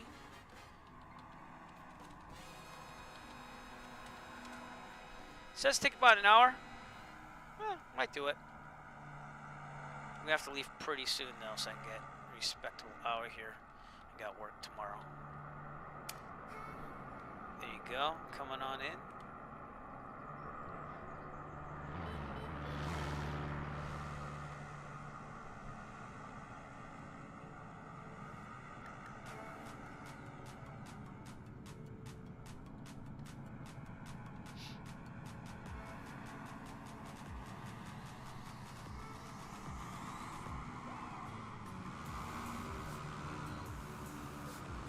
Definitely looks tropical with the trees, I'll tell you that.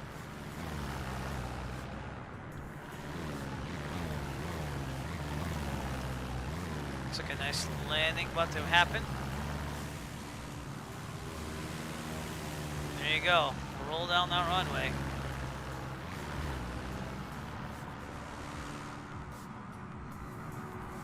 Big long runway all the way to the apron down there.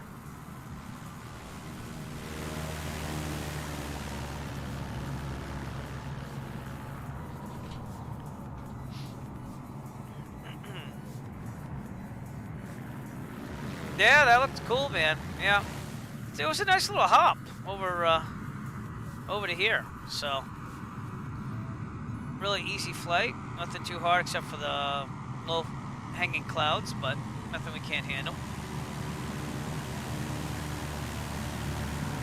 Is that you who just landed?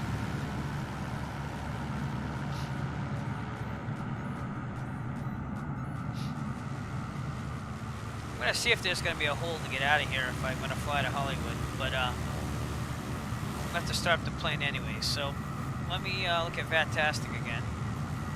Now we're all coming in here, so it's gonna be a little bit of a wait here. I'll refresh it, and I'm gonna have to zoom back in probably. But no, I don't know. 1, 2.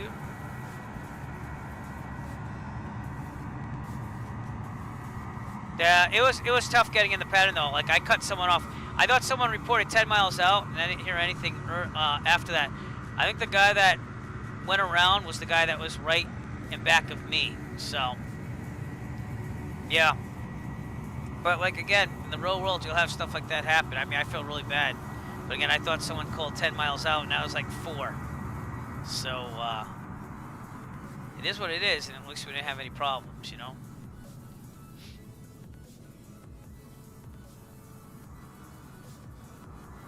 We'll see. Might go to Hollywood, Florida after this. Thinking about it. We'll just go direct, make it nice and easy, and there's another aircraft landing. This is what it looks like. You're on the runway, and an aircraft is landing.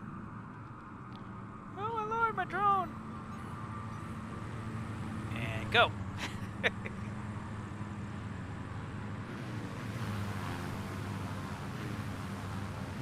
It's an agile drone, I'll tell you that.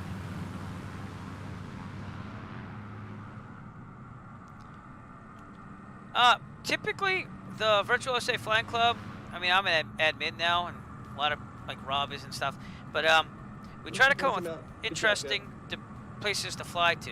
Like, I'm planning one for January, probably in Vermont. I'm going to make it like a winter theme. It's more of a, you pick a theme, have some fun with it, and pick a destination based on that theme. That's basically what I would say, at least. It's like any other thing. So, that's pretty much how we do it. The last fly-in I hosted, I did it based on Thanksgiving in Plymouth with the Pilgrims, and that's basically where I fly it from the real world, so it was a no-brainer for me. And it's just a fly-in there. Tonight was just a fly into the Bahamas because I guess it's cold and we wanted to go to the Bahamas. So there's no real rhyme or reason other than picking a theme.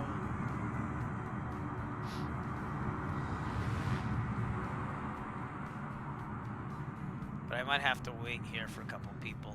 Walnut Snail is probably one of us too, but he's also on Microsoft Flight Simulator for traffic as well. So, like I said, you can do both, but ultimately, VATSIM traffic is the one that is on top of things. But see, like this is VATSIM because there's no call sign. Next event is on, this is I can tell he's one of us because he's Saturday landing 12th, so right now in 172. So 1, 2, 3, 4, 5. I had to count 6 days from now. We got the event with Denver Artec, so make sure to check that out. But I'm hoping with the event that I'm going to plan in January, and I'm not going to guarantee that I am. I'm hoping that there's snow because I want to see the snow textures come out, the snow effects. 60. 60? I thought it was 10. You. Oh, I'm sorry, 10. Yeah, 10. Okay. 10 feet. During a Copy. during a hurricane, it's like 40 foot under sea level. Wow, really? Here's another one coming in. So again, if you're logged on a Microsoft Flight Simulator and VATSIM at the same time, you want to just not pay attention to the Microsoft Flight Simulator traffic, but at least you'll see the names right there. And usually it doubles you too, so I guess Are you guys playing in Microsoft? I don't know if they're on VATSIM, unless they fix that Scenery, problem, anything more special than which they might have. So. To be honest, I've never played X-Plane, but I'm doing real-time weather and time, so it's pitch black out here. Oh, you do it real time. Yeah. Real time, I bet it is. Yeah, we did real world weather, but we didn't do time, so. I have someone chatting, it just hasn't come up on my chat yet. But so if I log, oh, there it is. VATSIM after loading. No, basically what would happen is you'd still have a name as long as you have the Microsoft Flight Simulator traffic on, the multiplayer on. You'd have that, and then VATSIM. It used to be that the planes would be doubled. They'd have a plane without a username on it and your Microsoft Flight Simulator model at the same time. So it looked kind of funky, but it didn't do that. So I don't know if they fixed that or what went on. But you can see, like, he's not doubled, and he's here. You know what I mean? He's one of us. So I guess that either vPilot fixed that, or Microsoft Flight Simulator did something for VATSIM, because VATSIM was supposed to be one of the partners when they first came out. But we're going to be able to get out of here pretty soon, I think, if we're going to go to Hollywood, Florida. So there's 3 more people out there, but there might be a lull coming up. So, but I also don't want to, like, just follow me. Yeah, pretty much VATSIM's the same thing as Microsoft Flight Sim, except it has real-life air traffic control. And you want to know something about that as you do it, or learn it as you go, you know. And it's always a learning curve for most people. So, like you said before, you know. But once you get it down, it's very good for practicing real life procedures on air traffic control and communications. So.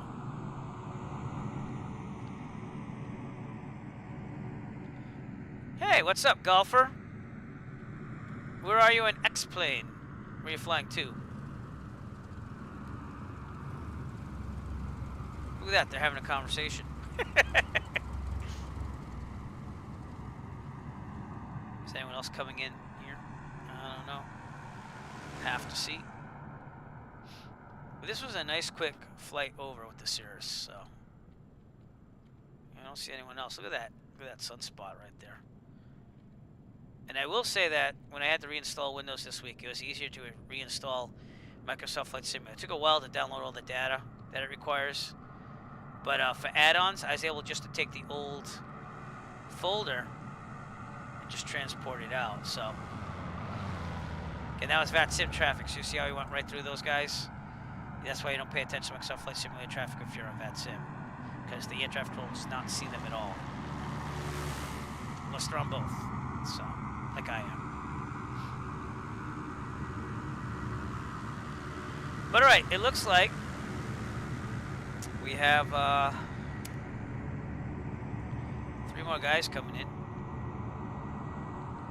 It got really busy here for a little bit. And then, you know, I think we're going to huff it back to Hollywood, Florida. Yeah. So this is all VATSIM traffic. If you're wondering who's online with just VATSIM, I look at VATtastic. There's also SimAware, which is kind of cool. Oh, that wasn't it. Not .com, I forget what it is. There it is, .ca. And you can use this to find out traffic too. So like right now, you can see all of us right here. Kind of tells you. So we got a Cirrus here. I'm parked over here with the Cirrus over here. And, but yeah, it gets really busy. You can see who's online for air traffic control. Like that. So you have Boston's online, Boston Center. This would be approach at JFK and stuff. So you would basically go to your Microsoft Flight Simulator settings and turn off traffic. So you turn off the real life traffic. It'd be the box furthest to the right. And you'd also turn off the online multiplayer all the way to the right under settings. And then it would just be VATSIM that you see all over the place. I would show that to you, but then I have to like end the game and like relog back in and this and that. So I really don't want to do that if I'm gonna fly back to Hollywood, Florida. But oh, cool. All right. Are you on VATSIM or are you just flying it like yourself? I don't know if you knew about VATSIM, because I know we talked before. So if you're on VATSIM, it doesn't matter X-Plane or Microsoft. See, like that guy, he's not on VATSIM, obviously, because he's not seeing. And even if there is, look, you can get out of here still. So, yeah. But you just gotta turn off the Microsoft Flight Simulator multiplayer. We got another person landing here. But you can see that the model matching for Microsoft Flight Simulator is not the best still. So, that is not a jet landing in an airliner, if you will. It's a Panda Bear, doesn't even know what's going on right now. So, you know, it is what it is. At least I don't think he's with us. But that's gonna be a mid-air collision right there. Oh! He's crashed. Wow! Look at that. You don't see that every day. Got some aerobatics going on, everybody. Wow. Did everyone see that? Yep. Make sure I got that close up on the stream here. Yes, sir. I got it. Yeah, that's Nick Brunetti. Signed on to VATSIM.5. Well, there you go. Yeah, 3-mate-1. I mean, I don't know if you want to spawn in here on VATSIM. I would say the apron's pretty much over here. But if you want to do a flight with me on to Hollywood, Florida after, I'm game. You know, it's going to take me about an hour 11 minutes in the Cirrus. So you'd probably want to pick something fast. But I don't mind at all if you want to come on VATSIM and get over here. So I think he logged off and it just kind of kept him going on the server for a second. He probably maybe crashed or something. But the Panda Bear is not one of ours because we all landing 1-4. So this is just Microsoft Flight Simulator traffic. So it does get confusing there, but the thing that just remember is if you're on VATSIM, just disregard any of these call sign names and look for the ones that don't have call sign names. But and Golfer, you know, I stay on the Microsoft Flight Simulator multiplayer, but unfortunately I don't have X-Plane, so flying with you would only be done on VATSIM.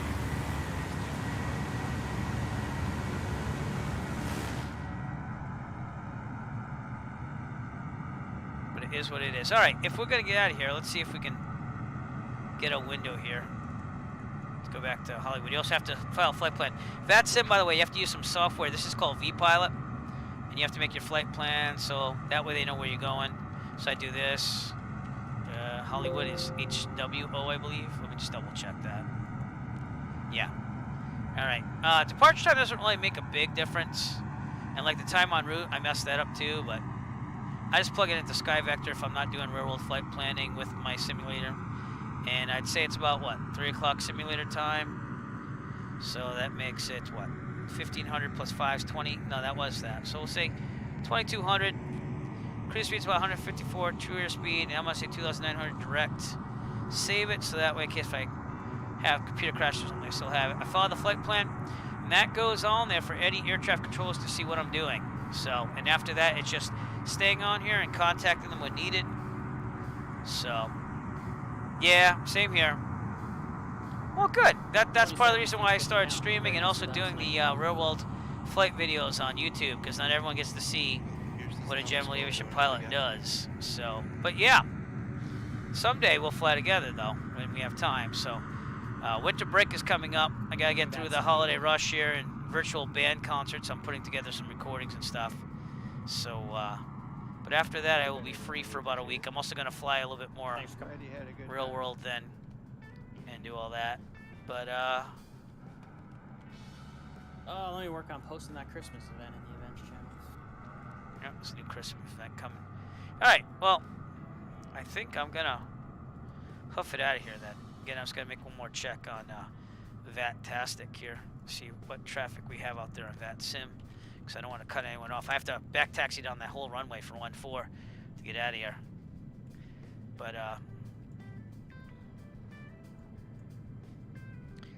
We have Quentin, we have Zach, I'm not gonna get out of here in time, and Ben. And this Southwest flight is not going. They're going to San Juan, I think that is. So. But alright, we'll wait, I guess. What I am gonna do is I'm gonna make a, if you don't mind, I'm gonna make a quick bathroom break here. So I'm gonna keep the drone focused on the runway for landings, and I will be right back. And I'll be turning my microphone and camera off during that time. So enjoy the scenery for a split second. I'll be right back.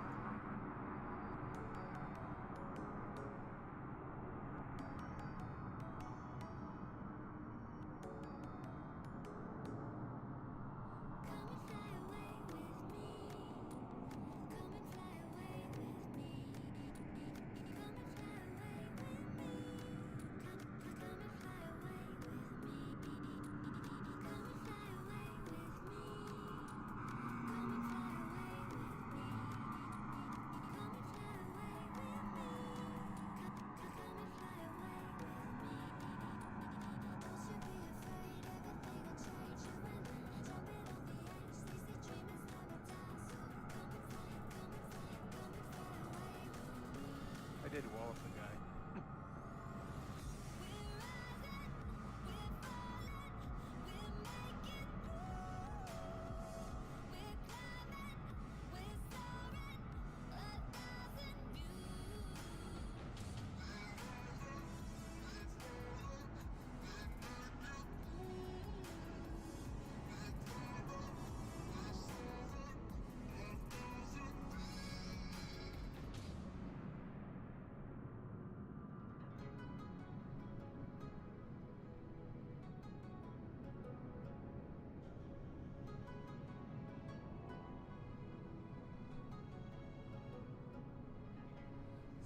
Good night, everybody. Night. Night. Good night, Rob.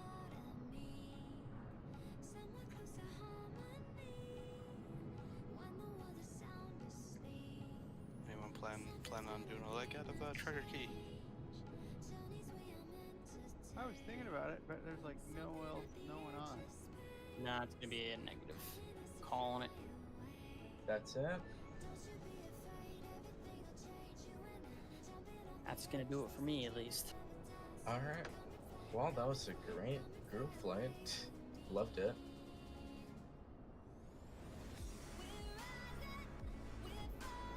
Looks like we got one more. No mas. Little straggler.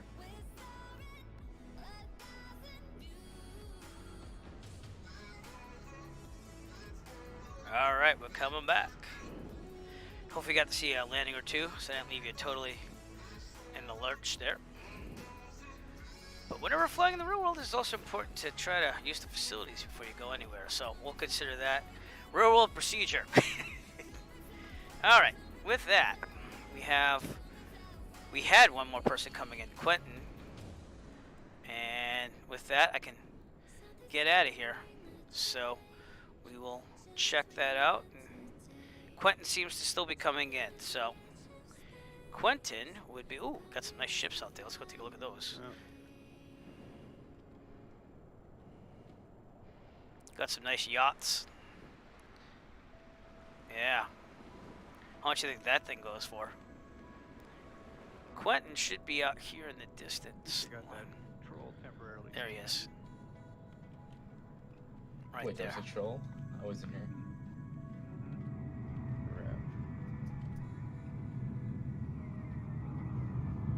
But yeah, we're going to be departing to Hollywood, Florida after this. We're going to do that. So let me get my nameplate changed there, too. Get some Photoshop going on really fast here. And we'll get ready to go right after Quentin lands here at the culmination of the Virtual USA Flying Club Fly into Bahamas event, which was a fun time. It was a quick, easy flight. We're flying the Cirrus tonight, so we should definitely be able to make it to Hollywood, Florida a little more than an hour. But this is our last Virtual USA Flying Club member coming into Treasure Cay. I guess that's how you pronounce it. I thought it was K, but people corrected me and said Key. Beautiful landing. He's not an airliner, by the way. That's just model matching once again, for anyone that tuned in here. The winds are Favoring 1-4, not by a lot, but they are. There's the windsock over there, which I don't know if that's real life placement. And there we go. Alright, so let's go back to our Cirrus here. Let's get in the plane, and let's get our startup going on here. I do have to change that so people can see where I'm going in the stream, so this might take a minute or two. But if you want to know how I do these overlays, so we have the two we events remaining for December for the guys have a who kind are of a still in template We here. got the Rocky Mountain Christmas special that Denver Arctic is And we working save with it us as a on. ping file after, and we've then I got just the put it one right on into Christmas Streamlabs Day, OBS California Christmas. after I edit this. Amazing. Make sure to And check that's them how out. we get everything done here. So you'll see this in a second once I get done with all of this stuff. Well, thanks for flying with us tonight, you guys. Yep. That was fun to host, and I hope you had fun flying it. I had a lot of fun. I'll see you guys next Probably time. gonna have to lower the font size Take it on that. easy. Thanks, Jeff, for planning all this stuff. Okay, and then we're gonna say Hollywood, Florida. Alright, yo, I'm out. Thanks for the flight. See ya. One of my favorite places, real life in Florida. Then we're just gonna save it. See ya. If I use this ever again, I'll have it. Oop. Save it like that so I can edit it easy in Photoshop. Save it as a ping file so I keep the transparency. These are all the things I learned over time. I really learned Photoshop by repainting aircraft way back in like the late 90s, early 2000s. So, and now I'm just gonna tell Streamlabs OBS to change this image. So it's asking me which one I want to use. MYAT KHWO. And just like that, bam, it changes it for me. All right, let's get the Cirrus started up. We're not refueling or anything. We should be good. This has about 5 hours of fuel on it. And I can see a lot of guys have logged off. Again, that is not a airliner over there for real. And let's go to my checklist. Also make sure my GPS out's working. Because for some reason, if you don't use it for a while, it disconnects. So, all right, we're good there. Discord. Gentlemen, thanks for coming today. Have a great night. All right, have a great night.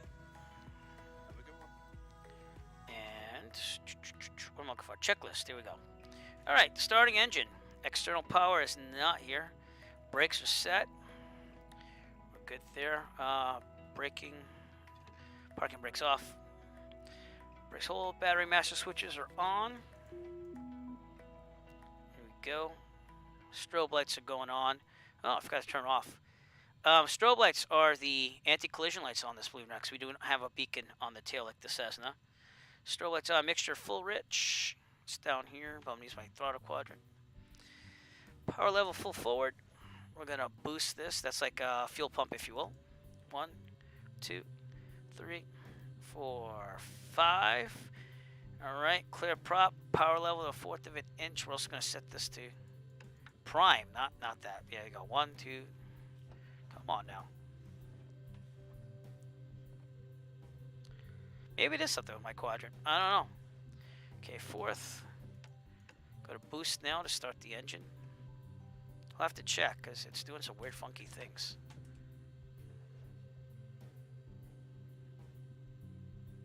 I don't know. All right. Full forward, clear. 1/4 inch ignition switch start. We're going to use the real one here. Start. We're good. Oop, a little heavy on the throttle. I thought I had my brakes on. Yo, what was that all about? That was weird. I did have the brakes on, just wasn't registering.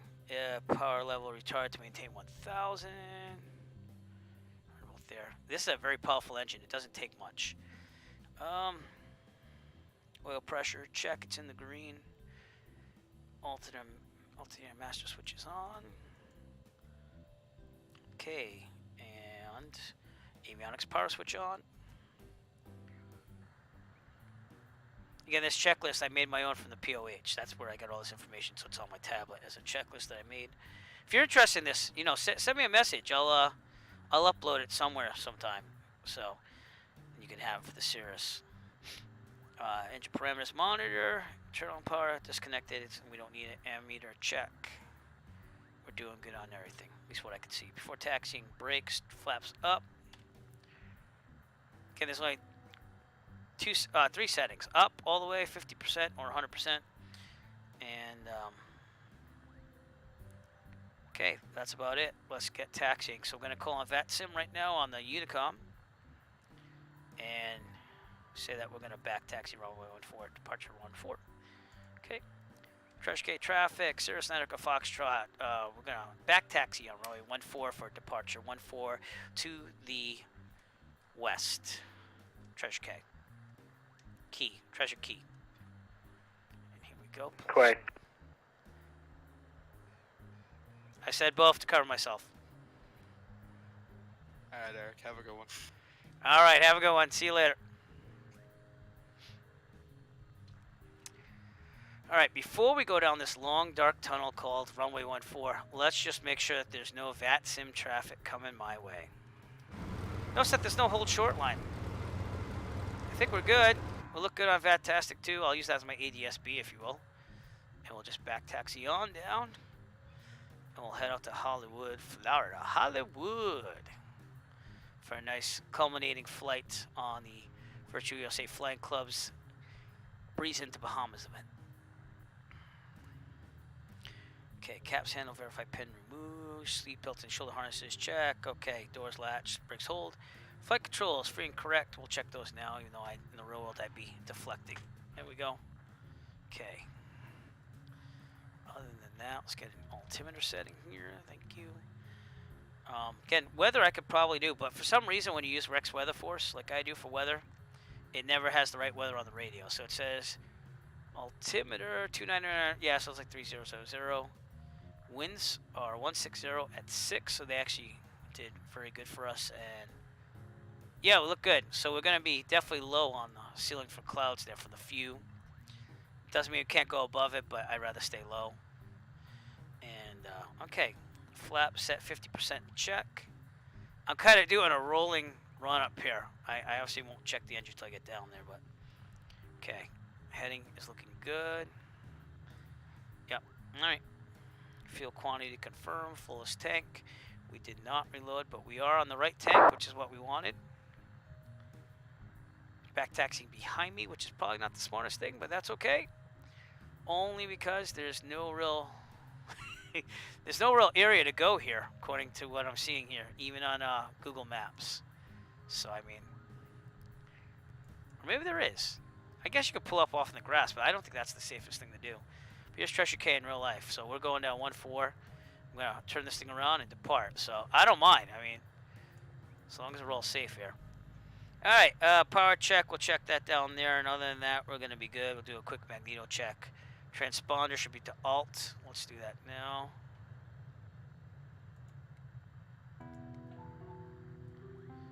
It is a long runway here.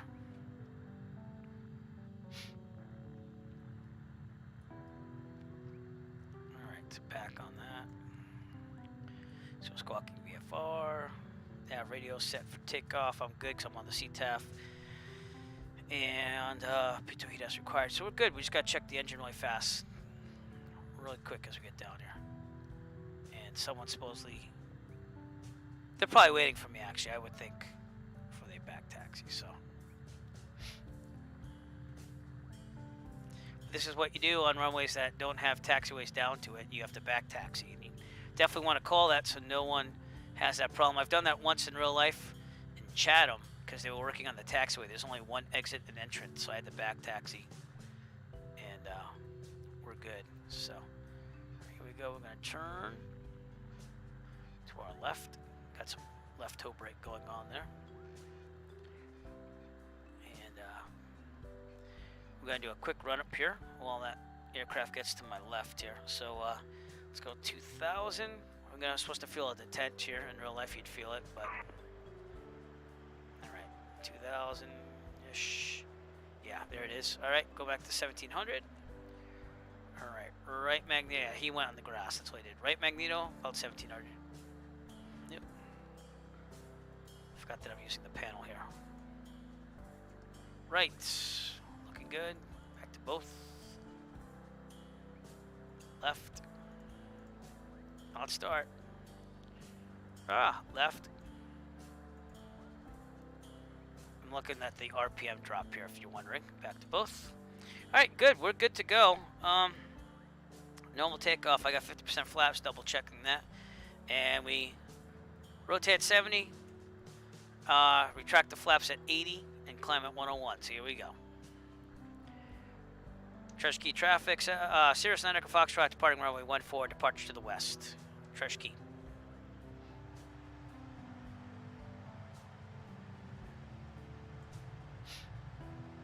There we go. I'm gonna rotate pretty soon.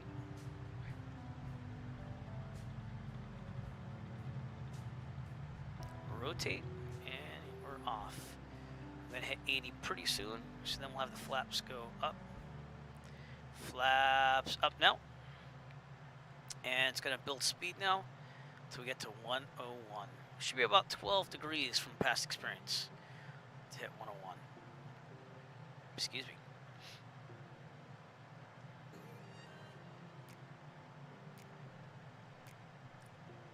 Hollywood, Florida. God, I can't wait till COVID's over. I'd love to go to Hollywood, Florida right about now.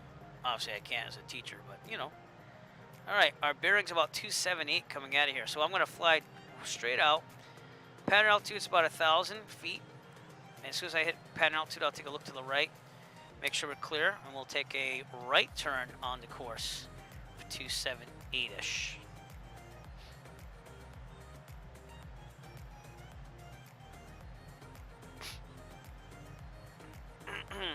All right, look to the right. We are clear, and taking that right. Climbed to about 2,500. We'll see how the clouds are now. And if you notice, we're going to be in the afternoon here with the sunset, and we're not real world time, but we are real world weather, and should be a nice flight. So, 278. Actually, I don't think this is pointing the right way. So let me do this again. Go about here. I think it's going to be more than 248. And Hollywood. Should be right here. Probably should have set that up earlier. Alright, 264. And again, I'm using my EFB of air that I use in the real world. And we're on our way. Here we go. Alright, climb to 2,500. And then we'll try to trim it right where it needs to be. I didn't check the trim when I was down there. That's another problem. Nose down by about 0.3.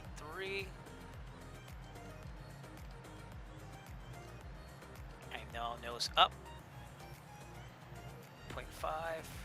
The reason why I have to use this visual right here, in the Cirrus, and I found this out just a little while ago, a couple weeks ago, is that they actually have this be the trim. So that's cool and everything, but the thing is that it doesn't really work in the simulator. So therefore, you kind of have to hover your mouse over to have an indicator of where your trim is. Alright, let's level out here. I went a little higher, but we're going to trim up until we get to there. But anything below 3,000, we're still good, so. Yeah, golfer, we you know, there's a lot of airliners, though. General Aviation, we've picked it up with this flying club and stuff. So, air traffic control is really getting used to us more and more as we build this club. We're like probably one of the only, there might be a couple out there, I'm not sure.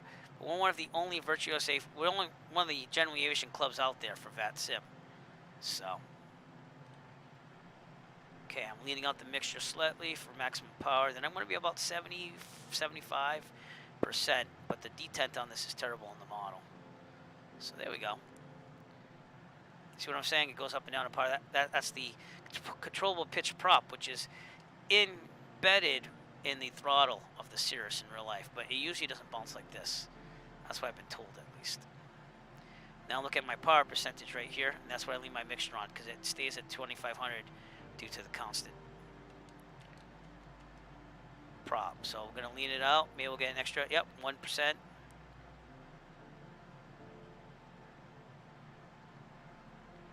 $73, good. Oh, now I'm going to go back to 73. There we go. Maximum power. It's going to be about 2,500 no matter what due to the constant prop. And then hopefully the detent goes away. So, but we are totally legal to fly this VFR, no problemo at all. We'll try to do it by hand because I haven't done a lot of that. In the past 48 hours or so, I've done a lot of autopilot. I've been doing a lot of tests for the Cannonball Run event. So, but here we go. We're gonna head 263 and head to Hollywood, Florida. And I can't tell if someone's behind me who's following me in Hollywood, Florida, but if you are, let me know. I don't think so, though. But if you are on Microsoft Flight Simulator, you do want to fly with me, feel free to maybe take off at Freeport up ahead on the Grand Bahama Island. I am on Microsoft Flight Simulator East server. But it can get rather busy on VATSIM. So there are other platforms for online air traffic control, but I started way back out in the late 90s on this thing called SATCO. And it's basically the same type of deal. And then what happened was SATCO kind of morphed into VATSIM. And they had this European-based service called IVAO, which is still around.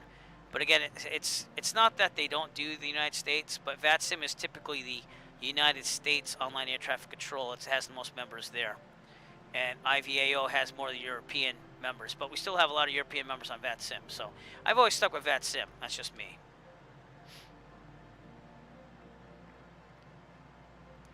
But my GPS saying we're going to get to Hollywood in about 59.5 minutes, so not too shabby for the Cirrus here, which is why we took the Cirrus tonight, because it's going to be faster than the 172 and all that stuff. I hope to do some light sport aircraft, too, on the streams in the future. I did a lot of exploring of the aircraft when I was looking at that Cannonball Run event, which I am going to do on December 26th. It's going to be a long flight, 18 to 22 hours straight, and we'll be landing for fuel. That's about it.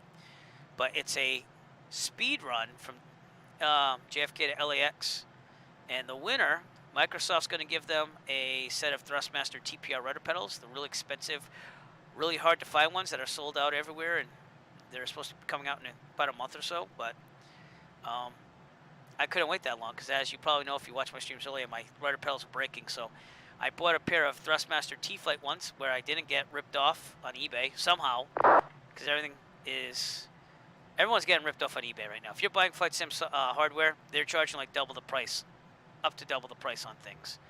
But I lucked out on eBay because I found a local seller like next town over, and I was able to save on shipping. And I think I paid $75 for these. They're going for like 160, 130, 140, and it's ridiculous. But that's because there's no supply out there. So it's just what it is. So I'm trying to trim down here, keep it down. And should probably set the GPS here too. Not that I need it because I'm using my EFB, but why not, right? Gives me some practice for the real world here. So that's what moves us through the menus. Kilo. You zoom into. What do you mean, not successful signing in yet? Whoop. This is the hard part about flying and doing this. In the real life, you'd have your eyes still kind of like able to see out the window there. All right, Kilo. Hotel. But when I fly the 172N in real life at my flight school, I have to get used to using this more, so that's why I'm doing this. Whiskey.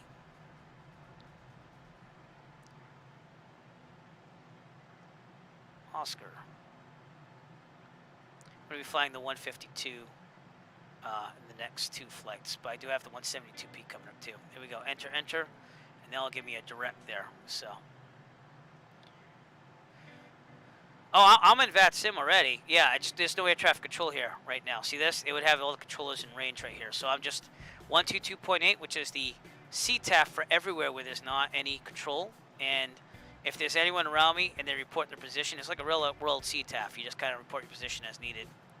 So, and you go from there. But I follow my flight plan. So any ATC that comes on, probably more in the United States, they'll be able to know where I'm at, and I'll report in with them, and we'll go from there. But if it's non-controlled on VATSIM, like this, there's no controllers here. There's not even any in Florida. They came out for our event, because on our events we try to get the air traffic control groups to come on out. So we do have some weather there, but the closest is Atlanta Center, and they also have Charlotte Approach on there too. So, and it's all volunteer. So Boston's usually a kicking place though. So where I live, we have pretty good air traffic control on VATSIM. I'm not gonna lie. My real world base is right down here in Plymouth. So, but there's usually a lot of air traffic control for Boston. So you can get practice. West Coast, probably coming up right about now because it's like 6:30 out there. So you see how they're staffed. And I'd say the hardest places to staff would probably be here for the United States. Canada, Vancouver's pretty good. They usually staff. Toronto, Montreal are pretty good. Getting out here, they're not. We see a lot of airliners crossing the Pacific. And in Europe, they're 6 hours ahead of me at least. So what does that make it? 3:30 in the morning. So you can see that there's not going to be as much because there's a lot of European air traffic controllers that are probably sleeping right now. So it is what it is. But all right, I'm also testing out. Again, I'm just kind of repeating myself for people who might came in the stream later. The simair.io app, which I've had running in the background. I need this for the Cannonball Run, but it's actually a pretty cool app. It kind of tracks where you've flown. We went over Freeport for people to show them scenery. Then we just departed, and now we're right about here, right near Grand Bahama. And we'll be going to Hollywood, Florida, right down there. So it'll track me the whole way, and it does all these calculations. And on the Cannonball Run, they're going to make me use this because they want to make sure that I stop. See how it says nothing for fuel consumption? That kind of shows a stop. They want every airport I have to refuel at for the Cannonball Run, I have to stay there for 10 minutes, and it has a timer and everything. So I'm going to have to show that data so they can verify that. Hopefully, I will be the first one to LAX in the 172. So, and I can't say much more about my strategy or anything like that because then I'll give it away, but we'll be streaming almost all day on December 26th, so feel free to stop in because it's going to be one hell of a ride straight from JFK to LAX. So,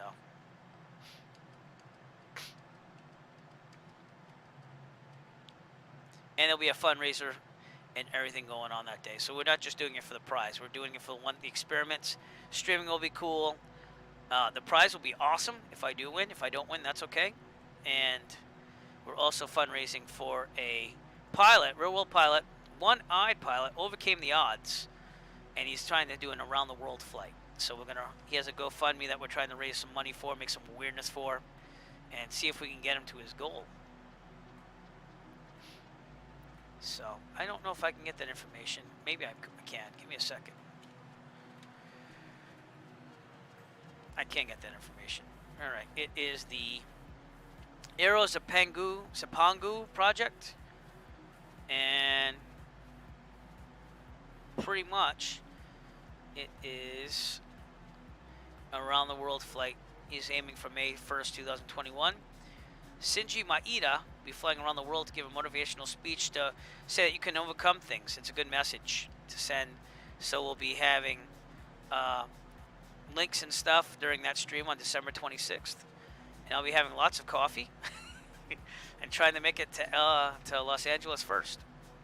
And either way, we'll get to see some scenery except for the nighttime flying. And I've been preparing for that behind the scenes. I will not stream for that until the event now because I've already decided what I'm going to do. But again, that's a lot of strategy that I have to kind of save for myself. So, and I don't know if I'll win. I honestly don't know. It really came down between the X-Cub and the 172. And what happened there was I flew both, and I decided which one was better in range for the way I fly. And they have the same engine, believe it or not. The X-Cub and the 172 SP have the same exact engine. So it was kind of comparable. But I chose 172 because of my familiarity with it in the real world. And I'm going to be using the G1000 again so I can have this, I forget what they call this, the virtual display of the terrain and stuff. Because I'm going to be skimming those Rocky Mountains when I get out west. And I'm really going to need some backup because it's probably going to be nighttime. So I tested that last night and it went well. It was scary, but it went well. And we will not be totally realistic flying there. We're going to be trying to keep it at a good level for winds and stuff. That's all I'm going to say about that. So, but yeah, we were doing pretty good on ground speed last night. Again, it's going to come up. It's going to be depending a lot on the headwind or tailwind that day. It's usually a headwind when going from east to west, which makes it even more challenging. Like, see, we're going east to west right now. We have a 4-knot headwind. And that's the only reason why I want to pick the G1000, because it kind of shows you this data right on the screen. So you kind of know what you're dealing with. And sometimes you can alter your course just a little bit to make it a little bit better on speed. So, but Golfer, how's your flying going on X-Plane tonight?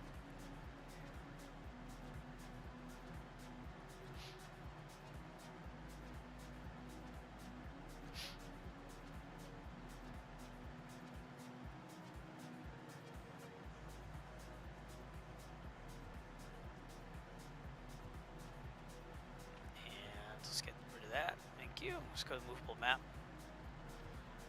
So the 172NI flight doesn't have a G1000. It has a GNS 530 in it, but it has the same type of inputs on some of the software. So,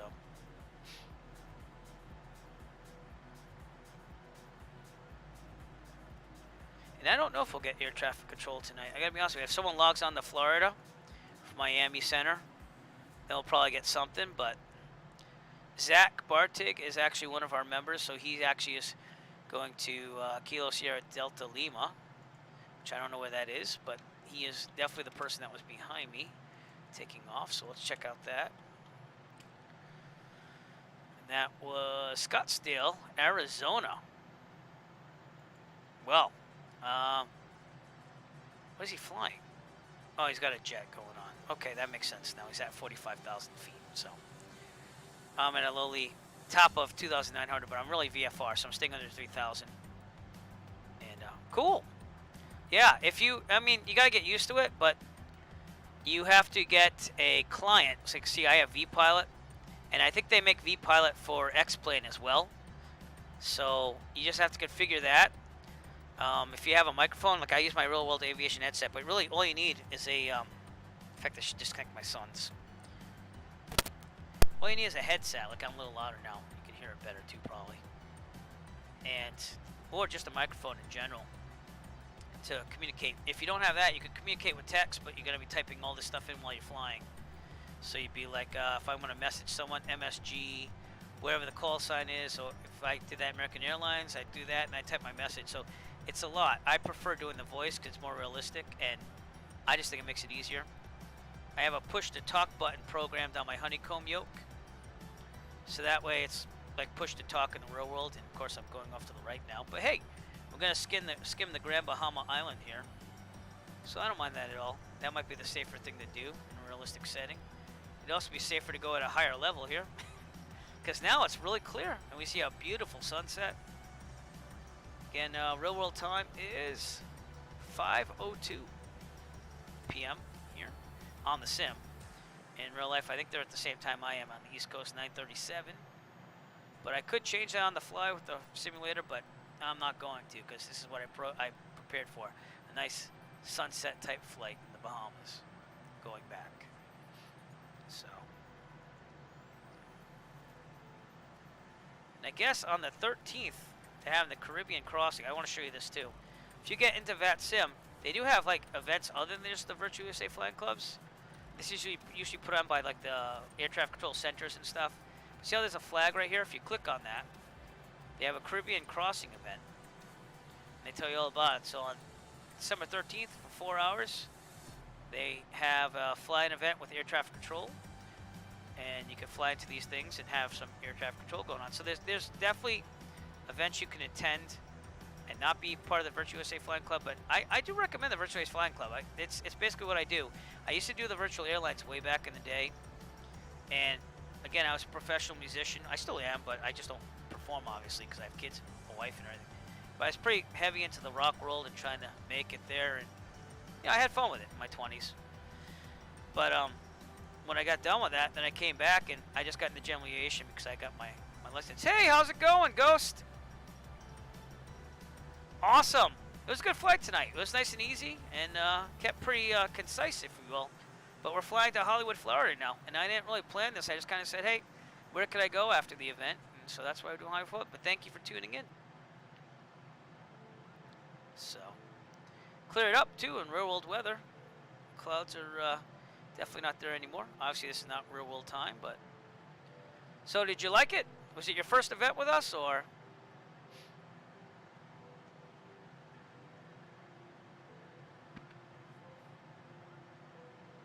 Yeah, don't worry, I've done that. Sometimes I like a night flight, though, you know?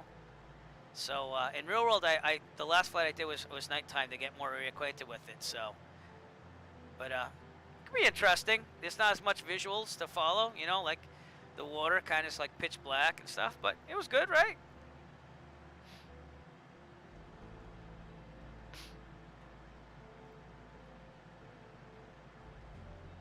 Again, I'm just going to straddle the island here. It's not direct, but it's nice to see some things. Oh, cool. All right. Well, real world private pilot here. So feel free to ask away in the Discord there if you have any questions about anything. I think I was answering someone before about the check ride, like the oral and stuff, and I recommended the oral check ride guide there and stuff. But yeah, you'll learn a lot. I'll tell you that. This is how I keep my skills sharp with just being a private pilot.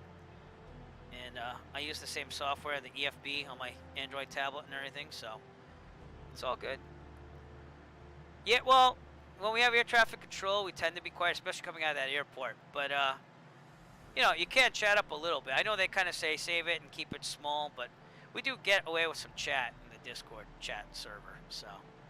But you can go to the Fingers channel as well. Almost no one ever does, but we can go there if you really want to get involved. So.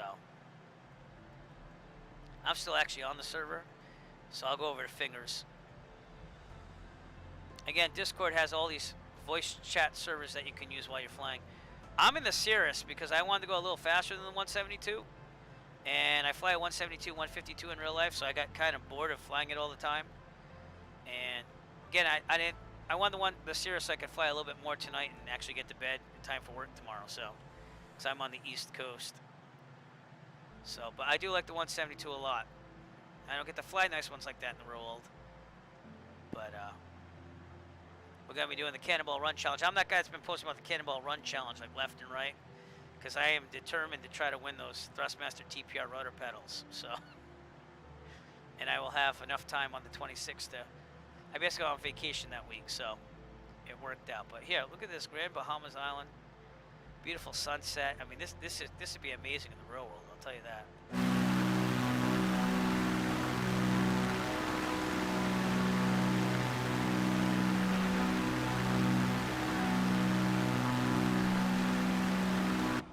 And I'll tell you one thing. I think, and I'm not going to go on record as saying this permanently, but or this is definitely what's going to happen. But if I do somehow win those Thrustmaster TPRs, I might raffle off these Thrustmaster T-Flight pedals, or I might keep them still as a backup. I don't know yet, but if I do happen to win, I mean, those are $560 rudder pedals, then I'll seriously think about giving back to the community here. But we'll have to see. So, I do kind of miss my Saitek Cessna ones, but they were breaking, and I don't feel like buying a new pair of those. Those were going for $300-something on eBay. So, no, well, that's fine. You know, it is what it is. You get what you can afford. You know, I'm a 40-year-old man now, so I make more money than when I did in my when I was a teenager, when I first started on sim. So I get it. And also, you got to pay for training. So, training is not cheap. Gonna trim down here. Save it for real world flying, because that is better than the simulator. Even though the simulator is kind of cool that you could do all this stuff. But yeah, where do you fly out of in the real world?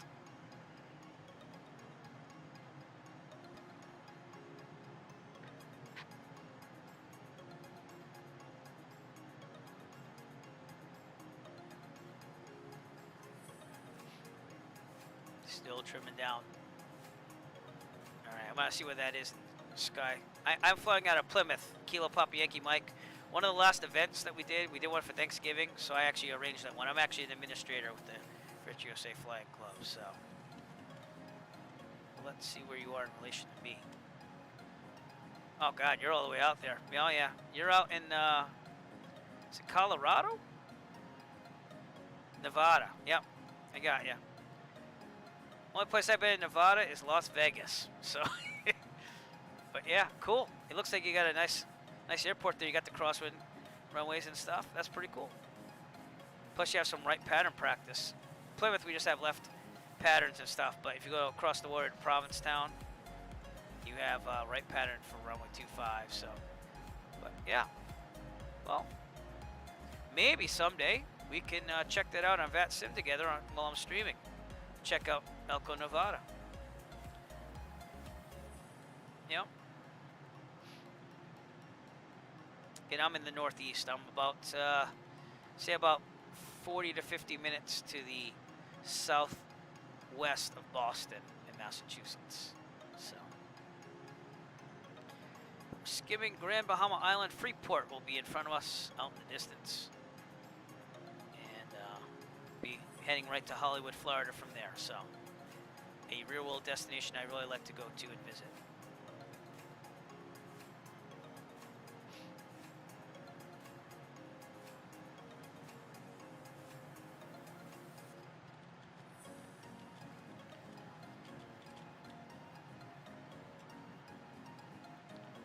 Beautiful sunset.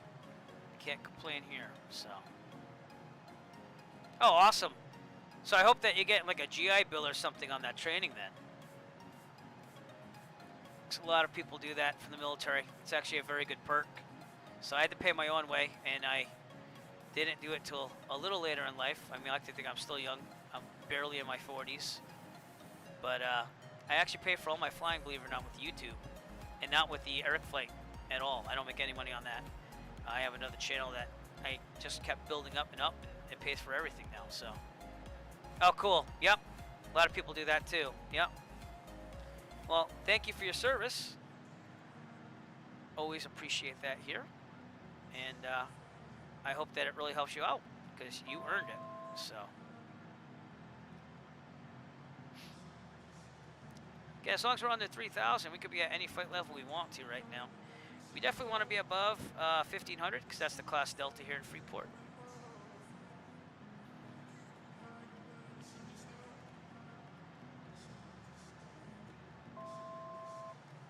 Yeah. The guy I work for is an ex-Army paratrooper, so I have a lot of respect for him too. So he's a pretty good leader, I'll tell you that. They teach a lot of stuff about leadership there, I'll tell you. I wonder what that little island is off there. Interesting. So, how close are you to getting to the end of the check ride there? Or did you just start out?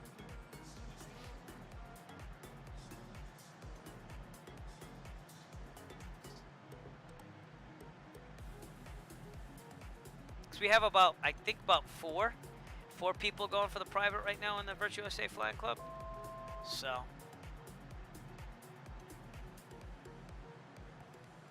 That's just my autopilot saying, hey, it's not on 2,800.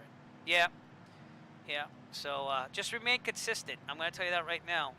That was I wouldn't call it a problem. It was kind of my understanding, having a wife and kids and a career, that I would not be as consistent as most people are when they're single. But I would recommend flying twice a week. And that way, if it's canceled due to weather or maintenance, you still have some consistency, if you can afford that, that is. I started out doing once every 2 weeks. But again, I had to kind of ease it in, and by the end of it, I went like twice a week, finished it up and did it. But it took me about 3 years, again, only because I was not consistent. Like the longest thing for me was the feeling, the landing flare of the plane and stuff like that. So it wasn't the concepts, nor the written or anything like that. It was just the feel of the plane, which you can't do. Huh? Awesome. Yeah. So you should be very consistent then, and be able to finish it within the average. I think the average is 70 hours. Some people, the minimum is 40, obviously. But according to my instructor, who's been doing it for a long time, we're over Freeport, by the way. And the airport's out there to the right, so I'll get an outside view.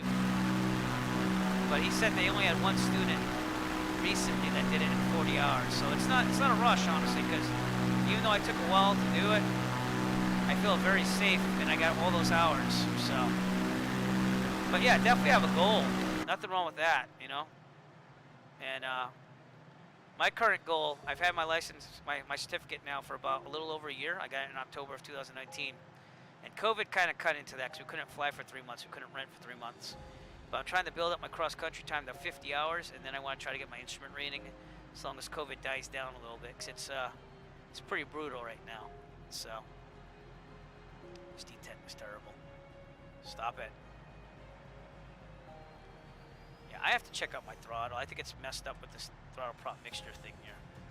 I got 2 quadrants basically, so no clue on that. And I know I have a headwind, but that's ridiculous. All right, trim down. Freeport over there, and that'll be the last airport that we see before Hollywood, Florida, which has a bearing about 258, but I'm turning a little bit more that way to get more on course here. Oh, awesome. Sweet. Yeah, I mean, if you could do it, you do it. I want to get the instrument rating, and then we have a Cirrus training school across the way, but it's going to be about, I estimated $5,000 to $6,000 to go through all the training to fly the Cirrus, because I have never done a G1000 in real life. So they said the first lesson is just over that, and they only book in half and full days. So it was, you know, like anything else with aviation, it's gonna be expensive. But if you plan it and you save up for it, it's doable, you know. But I'm probably just gonna go for the instrument rating, and I'm gonna call it on that for now. I mean, my instructor was a co-worker with me. He was a science teacher where I'm a music teacher. And he's like, oh yeah, why not get you commercial? You get a CFI, you can teach that. And I was like, you know, it's cool, but it's not really what I want to do with that. Like, it's my escape, if you will. Flying, that is. And like I said, I built up my YouTube channel. One of them, Eric Flight's my second one. But my first one, I built it up enough where I could pay stuff every month for flying. So... and I'm just very lucky to be able to do that. But I did work on that for years. I started in 2013. Didn't think anything about money. And it was a time when YouTube would let you monetize videos right away, as long as they verified your account. And I built it up to where I paid for all my pilot training and have enough income coming in monthly to go fly about 4 flights a month at least without touching my salary. And I built up a cushion beyond that. I'm also saving up for a plane should I want to buy one in the future. So... but yeah, it's the cards fell right for me. I guess that's what I'm saying, if I'm saying that right. I was very lucky. I'm not touching my salary at all. My wife is at least better with that, because the first things were, how are you going to pay for this? So I worked really hard at that. So, but I'm glad that they give you the chance with the GI Bill to do things like that. I think everyone who serves in the military should get something, you know. My dad was Army, and I was looking at reserves going into college, but I said I was going to give myself a year and then decide. And then I went to become a professional musician after doing computer science, believe it or not. So it worked out for me. That's just my path. But I do have great respect for people who serve in the military.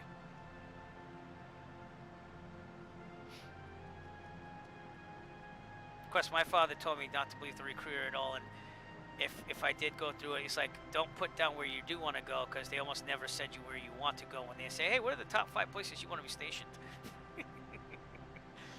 I think he said Belgium, because his mother came from Belgium, so he thought it'd be kind of cool to go out to Europe.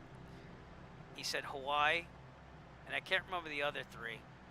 But he's like, yeah, the closest I got to Hawaii is that we landed there on the way to Korea. And he didn't get to leave the plane at all. So, but you don't really go into service thinking I'm going to get everything I want either. I hope, at least.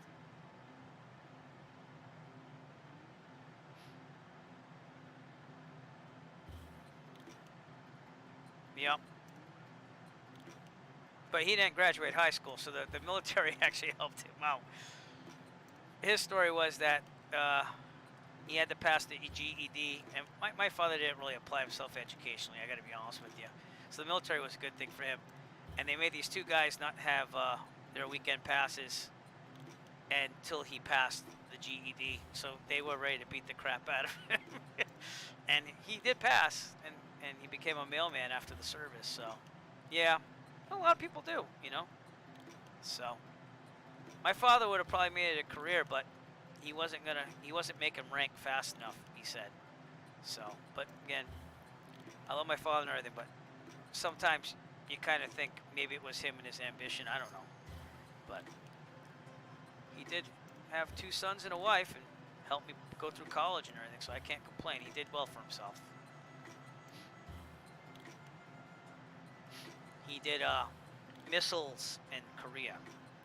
So he was trained to fire missiles during the 60s.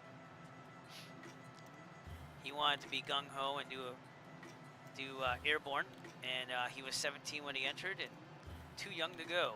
So at least that's what he says. But let's get a look out Freeport in the distance. And that's the last you see of land until we get to Hollywood and the Florida coast.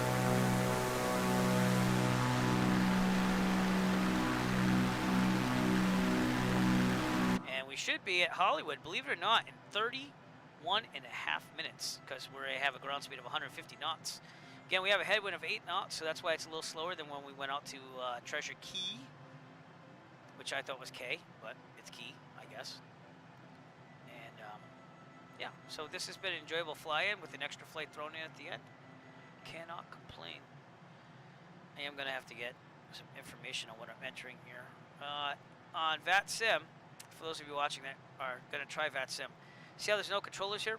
Whenever there's not any controllers, you just treat it like it's non-towered. So we're going to stay on 122.8 for CTAF, report our position, and do that. Yeah, well, the 172, you have about 110 knot true airspeed, whereas the Cirrus it's about 154, I think. So that's why I took the Cirrus tonight. But yeah, C-172 is a nice plane, though. I fly that in the real world. I trained on the 152. And then after I got my certificate, I was like, show me the 172. I took 5 hours in 3 different 172 models, and now I fly those as well, because that's the only way I'm going to take passengers. I mean, I took passengers in the 152 really quick after I got it, but it was very scary because we got near the maximum weight. Sometimes I even had to make sure I burnt off like an hour of fuel by practicing the pattern. So, you know, it's just what it is.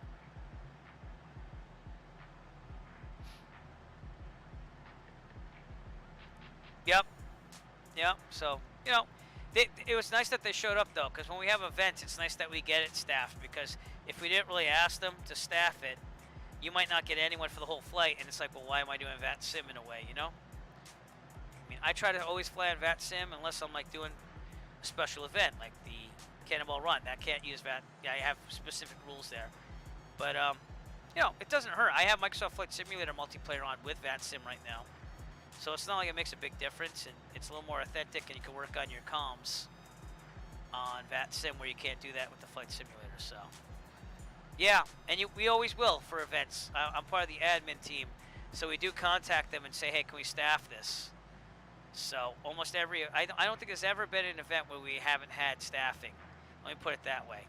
And Mike is to give a lot of credit to that, because he's been in the ATC world on VATSIM for a while. I've never wanted to go that route. I just wanted to fly. So, but we always contact them. And the event I did for Thanksgiving, I just basically gave it a fly-in to where I fly in real life, Plymouth, Massachusetts, where the Pilgrims were. And they not only staff just Boston Center, they staff like all the approaches and the airports in the area of Tower.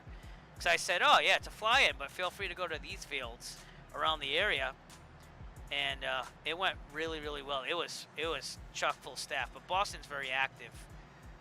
Florida is active. It's just not as staffed with as many people as Boston and other places like that. Atlanta's pretty good too. Atlanta's right on right now. But again, it's a little late here on a Sunday on the East Coast. I'm in Massachusetts, so it's 9:58. People have to work, so you know, typically it matters. But on the West Coast, you can see, hey, it's staffed, because out there it's like 6:58. So, but Boston's pretty strong. If you ever want to really practice, Boston's a strong one. Atlanta and the West Coast on like late evenings if you're on the East Coast, which you're not. You're in Nevada. But that typically is what happens there. Even at Mexico on. I don't do a lot of flying in Mexico. In real life, I think I wouldn't want to fly to Mexico. I've heard a lot of horror stories about like little weird dealings down there with them saying like, oh, you didn't clear customs, and like, yeah, you landed at another airport for customs, and oh no, you didn't, and then you have to like grease their hand to get in there and not be in trouble. I mean, I've heard some funky things, so I don't see myself going to flying into Mexico.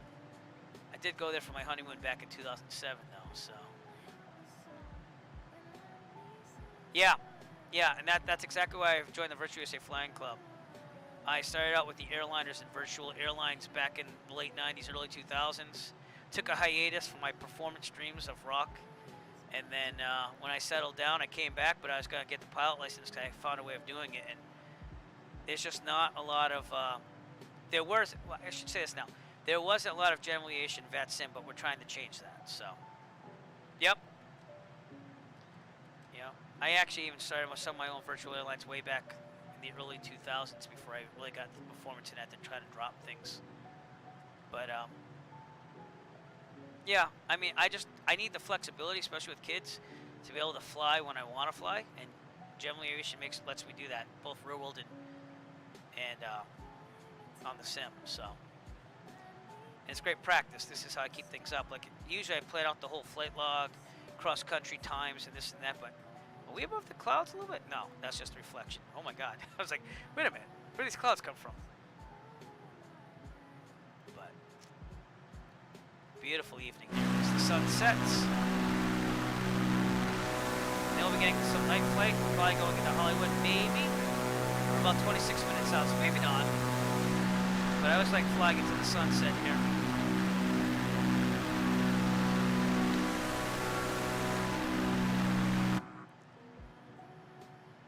That did look like clouds to me for a second. I don't know why, but it's just the water and the reflections. The wind's supposed to affect the, crest of the waves here. So you should be able to tell the wind direction if it's really heavy winds and interacting with the water. It's 8 knots from the north, so. But you can't really do it from here. But in the real world, you could kind of tell that in heavy winds. It's one way of telling the wind where it's coming from, so. I know I've done it once in a great while on the simulator, though, so. I think what they said is true. It's just a matter of seeing it. I mean, yeah, kind of, I guess. You can kind of see the ripples going this way. And that is where the wind's coming from, kind of. So. Well, I'm glad you enjoyed tonight's flight. You know, that's exactly why we do it. I wasn't made admin until they needed more people, and they just asked me. So I'm glad that what we're doing is worth it. That's what I'm saying. And we have Mike Sinante to thank a lot for that, because he's the one who started it. He's a real-world pilot, commercial. He flies commercial planes. He flies an Embraer 145, I think. And I'm not going to mention the airline because he never does. But he's the one who started it. And I joined a couple months in when they started it, going, oh my God, this is exactly what I need. I need like a flying club for GA, because I was doing VATSIM with GA with just myself. And it's been great. So I've been with it a little over a year. Probably about a year and 4 months, 3 months. 3 months. I think I joined September of 2019. So, but yeah, stick with us. It's gonna be fun. Yep, that's Mike Sinante. He's the one who started it. Yep. Yep, he's really laid back and he cares. Yep, Jet Pilot Cinnamon. He's actually on Twitch too, so I'm gonna type out that address there. Give him a little promotion here. But he also does some streaming on Twitch. I basically stream most of my flights just because I'm gonna do it anyways, so why not? And but he's a great guy, so I hope to meet him in real life someday. He's in New York, I'm in Massachusetts, so a little bit. It's just the clouds, you know. And again, we want 500 clearance. So I'm okay. I might be a little less than 500, but it's all right. This is from what I saw, and I think my internet slowed down a little bit there, but it'll come back. From what I'm used to when I fly over the Caribbean, and I don't do it a lot in the sim, it's usually low flying clouds with nice visibility. So.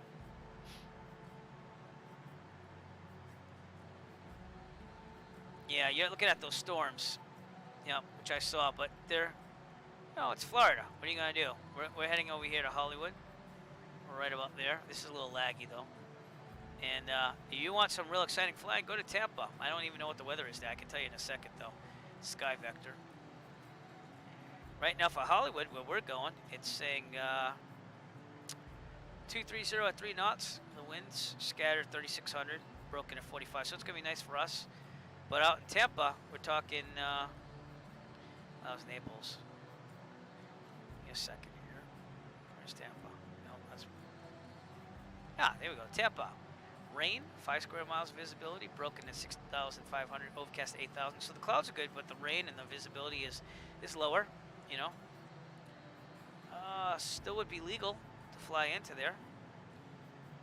But it looks like the ceiling is going to stay high and then go down around midnight and then go really down. So, but it is what it is. It's Florida weather. When I did around the USA flights, I did a whole streaming. That's when I started streaming. For the second year in a row, I did a around the USA type flight, and this year I did the perimeter of the United States. And when I was flying in Florida, I was on prepared still because Microsoft Flight Simulator wasn't out yet, and it was rain like every single day with like lightning and thunder.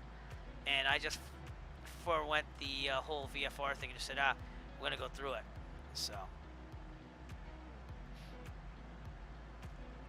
that's what we did, and we made that. That's all archived on the Eric Flight YouTube channel if you feel like watching over 100-something hours of flying around the United States. But it was a good time. It was a good time. All right, let's get some lights going on here. So we got some glare shield here. Yeah, we got some floodlight. Not too much. There you go. We'll keep that going up as we get some more darkness going on. Again, if I was real world, I might send it to 2,500. We might do that now anyways. Give myself a little clearance. I probably want to do this flight in real life at 2,500 because of the water. I'd probably want to be at least 6,500, if not 8,500, to give myself extra time in case there was an engine problem. But it's the sim, so let's have some fun with it, right? Get some iced tea going on. Have some fun.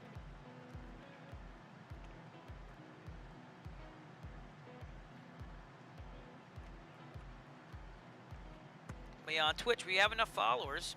But if you're not a follower, you should follow still. To become an affiliate, just try to get to the 3 average viewers per broadcast. And then we'll be able to be an affiliate, get some more things going on for interactive things. I'm going to be looking into some interactive chat things pretty soon. I was checking that out last night. And if I'm going to fly, I want to make it fun too for you. So we're gonna try exploring that more over winter break and incorporating more things. So I never put my nav and landing lights on. Terrible, terrible, terrible. They're on now, so let's take a look.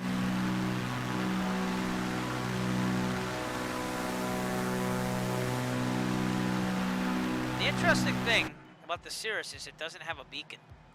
We use the strobe lights. I want to do barrel rolls the, and loop-the-loops. Anti-nav all lights, that kind of stuff. Anti-collision lights. But We're not thank doing you, that kind of Ghost flying here. Niner. I thought that you Dangerous would probably do that. Too many lawsuits. Well, who does?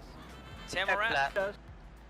I always go to Hollywood, Florida for like vacation. We had a streak where we would go into Orlando and Disney World one year, then we go to Hollywood the next year. The last vacation we went on was the summer of 2019 to Disneyland for the kids and me, because I haven't went to California since '97. And then COVID just ruined everything. So we were ready to go to Disney World again in 2020, but we didn't pay for everything, thank God, because they don't have our money except for the airlines. But my father-in-law kind of paid up front for that, and we told him, oh, we'll pay still. And but Tamarack, Florida. I like going here, getting the rental car, and being able to drive around. And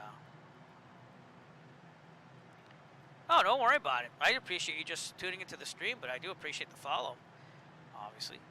Tamarack is. Oh yeah. All right. You're a little towards the. You're north of Fort Lauderdale.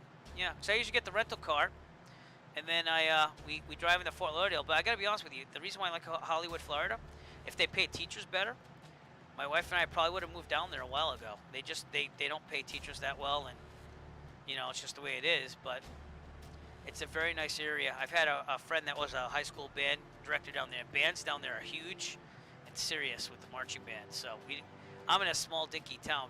I can't even get the kids to barely march in parades for veterans. So I don't have a formal marching band. We're just a very small town, but we do well with what we have, you know.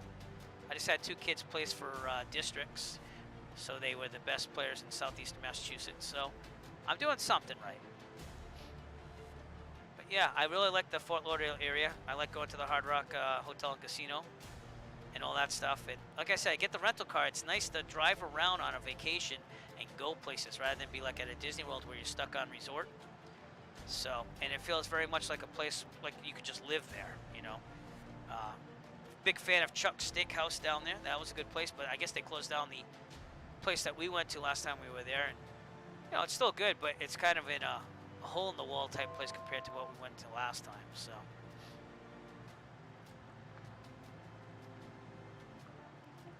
Savannah, yeah. I've only been to Atlanta on a at the airport, just transfer, you know, over to Florida. But people are very nice in Georgia, at least from the people I met. So my brother lives in Dallas, so in Dallas, Texas. I mean, I had some guys saying, "Oh, you should move here," so they're really nice too. And I remember in my 20s, I had a friend, and oh, thank you. You know, I try. It's what you make of it. You know, I still get stupid on some things, though. I'm not perfect. And I have a lot of luck and hard work behind it, you know. But we do what we can. And I have to say that I've set a lot of goals for my life. And being in my 40s now, I've hit a lot of them. So I think I'm successful. There were things to overcome. I got laid off twice as a teacher in the 2000s, had an unfortunate, unhappy event with my mother passing away when I was young, but, you know, we've gotten through it all, you know? And that's what matters. You got to make life something worth living, you know? And I'm very proud where I am at. The hardest thing I have now is balancing family with things I like to do, and I think that's part of my OCD, so. Yeah, I have my roommate lives in San Antonio. And I remember in my single 20s, man, San Antonio was a nice place to be. So, but I like going to visit him. I haven't visited that guy in a long time. I've given calls here and there, but yeah, we used to live it up. And he's a drummer. I remember jamming in Dick's Last Resort down there in San Antonio. I got up on stage with them and jammed up some tunes. And it's a lot better than the Northeast here. Northeast here, we're a little stuffy. Well, thank you. It was a while ago. So, but like I said, life has to go on, and I think I'm doing a pretty good job living it up while I'm here, you know, and hopefully I have a long time to go. Working on that too with the exercising and health here and there. So, but what was I saying? See, this is where I lose myself, and I go, "What the heck am I talking about?" But I remember in San Antonio as a single gentleman, way back, we're talking like 15, 20 years ago, that woman would actually talk to you down there if you were like, you know, asking them to dance and stuff. Whereas in the Northeast, I do have to say, we're a little bit more business-like. You know, it's like, I don't have time for you, blah, blah, blah. So I didn't tour with my band a lot. We actually stuck more to New England. We almost did get signed at one point by Interscope Records. Then the band kind of split up, and honestly, we could have done better on the business. But you're in your 20s, you kind of learn this stuff. But you know, I had fun with it. I gotta admit, you know, it's nice being the rock guitarist in a band and being successful, at least online. We got track of the day for the nation and this and that, which is why I think Sony, Interscope Records, kind of came to see my single one day and say, "Hey, we like what you're hearing, you know, blah, blah, blah, keep it up, let us know, here's my card." But then the band slowly started to disintegrate, and you got some other players in there that, I mean, they're nice people. They were great musicians. It just wasn't clicking as a rock band that was writing songs. I'm more of a creative person. So I do stuff like this now. I stream instead, and I get creative that way. Someday I'll probably write an Eric Flight anthem and have it all sequenced and ready to go as an MP3. I don't know. I want to do barrel rolls and. Well, thank you. See, George, LJ. Thank you for following me on Twitch. Very nice to have you here. Dangerous and irresponsible. Too many lawsuits. Hope you like what you're seeing. does? Feel free to chat with us or Flash. just kick back. I do. It just remember, you know, it isn't like the 80s where people went out and watched bands, but I could send you a link of I think I got a cover of the Smashing Pumpkins there, Cherub Rock, me doing a solo. This is like 2006 though. That's how long ago it was. And I'll send you a link. Yeah. Give me a second. By the way, we are 12 minutes out from Hollywood, so pretty soon I'm going to have to just worry about flying. But let me see what I can do here. I got to delve way back in time on YouTube here. I started out my YouTube channel with just posting random videos, and I entered like the Regis and Kelly theme song contest back in 2008. Now, I sound like wicked old now, but they were offering like $500,000 rewards, so I figured out why not try it, and it ended up like coming out like Freebird. It's a standard chord progression, but it sounded like Freebird and me jamming over it, so didn't win either. So, but all right, let me see what I got here.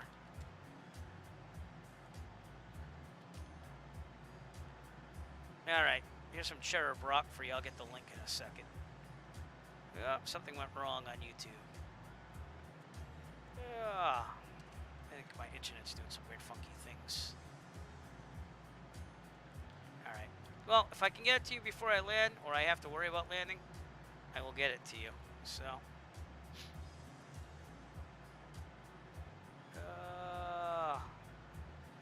It was loading, and now it's not loading. Well, let's see if it loads the... There we go. All right. Enjoy. No, I'm flying by hand. I just have it trimmed out. Okay. But that's my old band playing Cherub Rock. I am the lead guitarist on the right. And it was a good time, like I said. But performing live is not what it used to be. You really got to... For the labels now, it's even tricky getting into a label because it's basically a loan on everything. And albums and CDs don't sell like they used to, so now the new record contracts are basically, we're going to take this much of your promotion, we're going to take this much of your publishing, we're going to take this much of like your performance. They'll even take some of your performance royalties now, your income. So it's a lot different than what the 80s and even the 90s were, because the record companies just can't make money by selling CDs. But all right, we're going to head direct to Hollywood. I'll also give you an original if I can get that really fast. Give me a second here.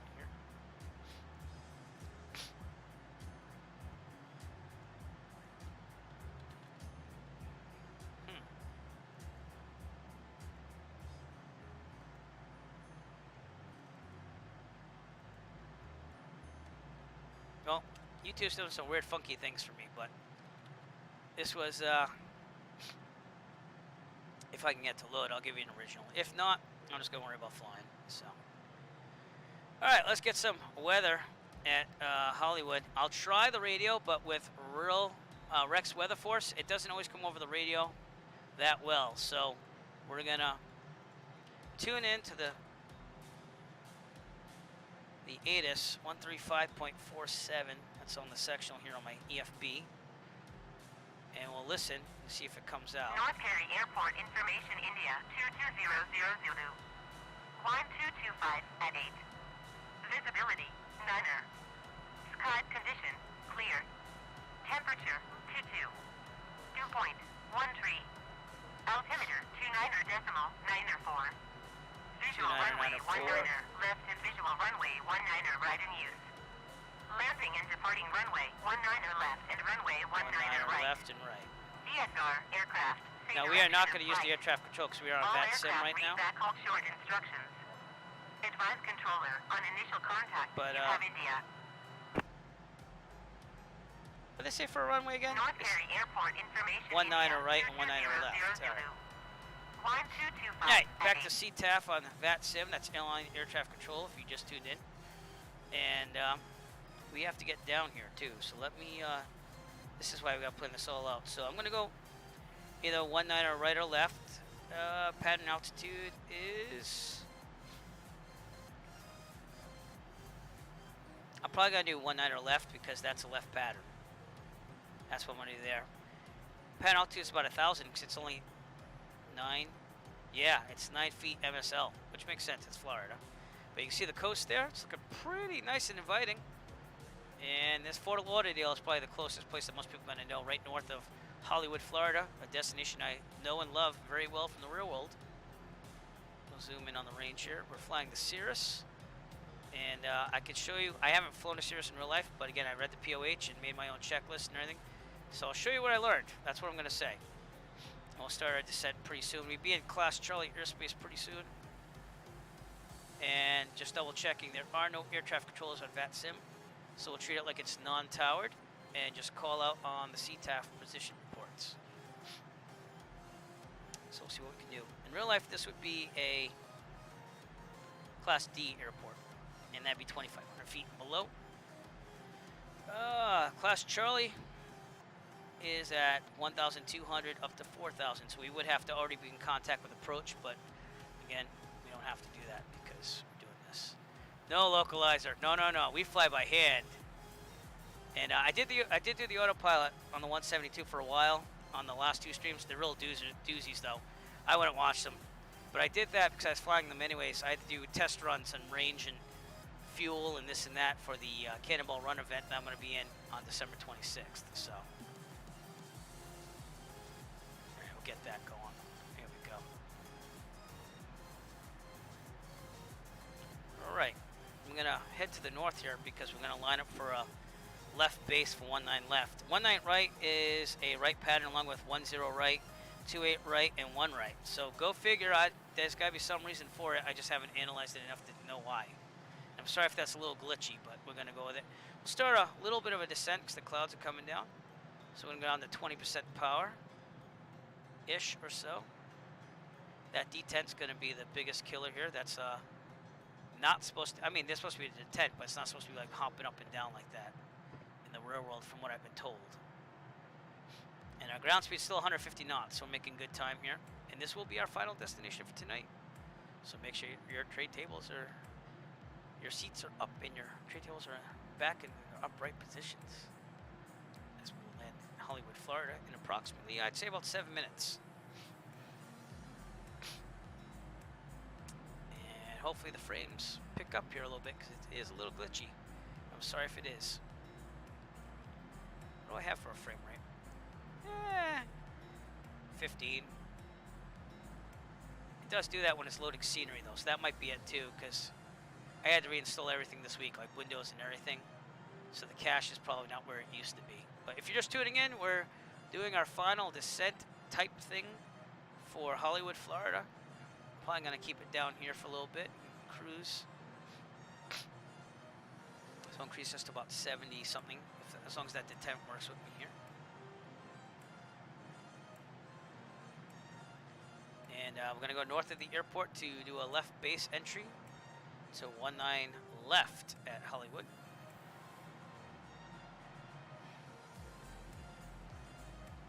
And see that light? You see how bright that is? I have a mod on the G1000 C172. And it has the lights look a lot more realistic. I don't know if it'd be that bright in real life. I mean, I typically don't see it like that. But the nav lights look pretty good. Oh, you can see that the clouds are really rolling in. That would be Rex Weather Force, which is probably why my frames are going down. It's loading all of that. So, alright, come on. Let's go. Kick it in. This is what we look like outside. I'll get to Hollywood. I have not, because I just haven't had time between kids, wife, and streaming and flying and doing all this stuff, but I have looked at it. I did the P0, the introductory course on that, which was pretty easy for me. Yeah, I think it's a little bit my internet too. I don't know why, but it's being a little laggy. So I'll just try to keep it going. It should unfreeze. I mean, it's weird. It's been very intermittent, basically. I'm going to put it on performance mode, though. And maybe that will help. I don't know if it will or not, but I think that's more of a frame rate thing than anything. So, again, this detent is killing me here. You killed me, Smalls. Mixture full rich.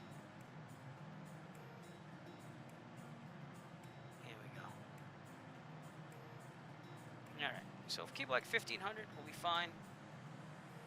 Again, we're going to go for 19 left Hollywood, which I think is this airport out here. This is Fort Lauderdale. What is that thing? Oh, you know what that is? That's the Seminole Hard Rock Hotel. I have some custom scenery that I installed. I have like crapload, like 50 gigabytes of scenery. So I just went and installed everything I thought was fancy.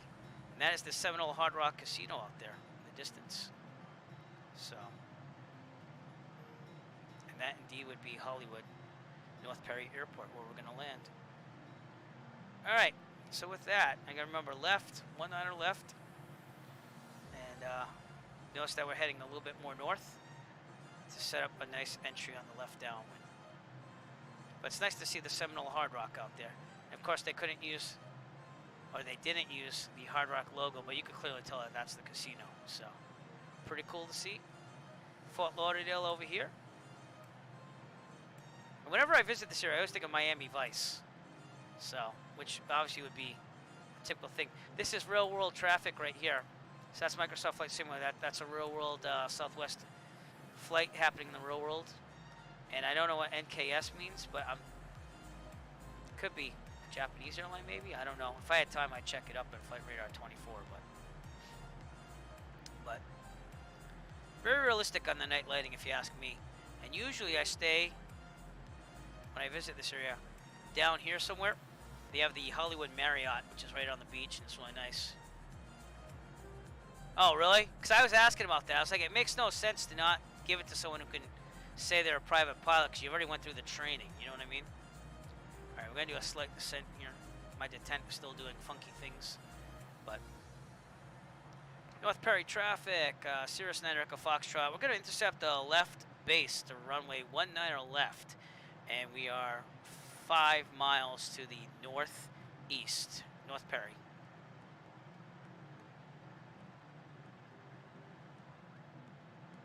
Okay, keep an eye on the airport here. So yeah, I'll have to check that out then. So I don't know what you have to submit for that, but it makes sense. I mean, if you went through real world training, shouldn't you be able to get the rating, seeing that you have it in real life, you know? All right, we're gonna put on some 50% flaps here. We're gonna go about 20% power. Just level the plane out. I can't deploy it till it's about 119. So 119 knots, and we'll deploy 50% flaps right about now. And angle down. We are very high, but we'll be able to fix that. Okay, the next set of flaps I think can come down at 100, so we're good to go full flaps already. And we want to land at about 85 knots. It's actually 104 for 100% flaps, so we're good there. But we'll be good. 19 left, again, we'll be off our left here. It's behind this board here. Oh, I'm sorry, I don't know. It's got to be the frame rate or something. My frame rate just picked up to 26. So again, it must be loading scenery. That's all I can think of. And I'm pulling 26 frames right now, so I am very sorry if the internet's pretty bad. But I will do the best I can with it. Let's take a look outside here. 19 left, out there in the distance. So we'll start heading into the airport now. Probably went a little early on the 50% flaps, but be okay.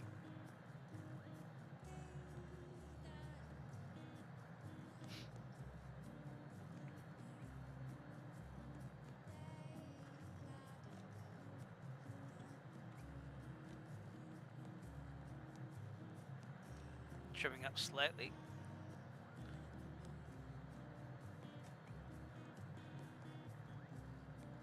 So I'm sorry if it's doing that. There's not much I can do from here.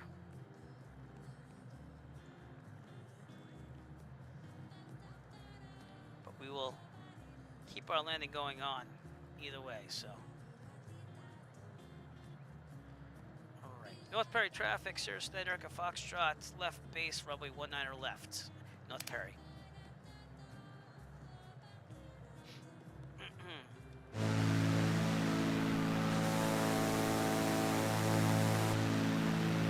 So there's our runway. It's going to be the left one. They're basically parallel, so you have to make sure we're on the left. And we'll turn slightly to the left to see where we're at here. Probably get a little more Miami throttle. area traffic. JetBlue 1042 departing Fort Lauderdale, runway 28 right, then to the north. North Perry traffic, Cirrus 9 Echo Foxtrot, left base to final, runway 19 left, North Perry. That's for that JetBlue that's going to be doing that pretty soon. We're pretty far out. Peripheral vision sucks in this. And I need 19 left, which I don't know if that's lit or not. Well, we might have to just kind of huck it in here, but it looks like I'm 19 left. No, I'm not. 19 left should be to the whatever. I'm landing here on 19 right then, if it is, because I need to get this flight done. All right, 100% flaps. And 20% power should be down to about 85 by the time we touch down there. Okay, throttle's out. 500. And we'll see what happens here. There you go, Spirit Airlines. I should have known that. Going a little fast, but we'll be okay. And we'll land this thing. I think I am on right though, but hey, you know, it is what it is. 19er left, you can't even see, so I don't know if it's lit or not, but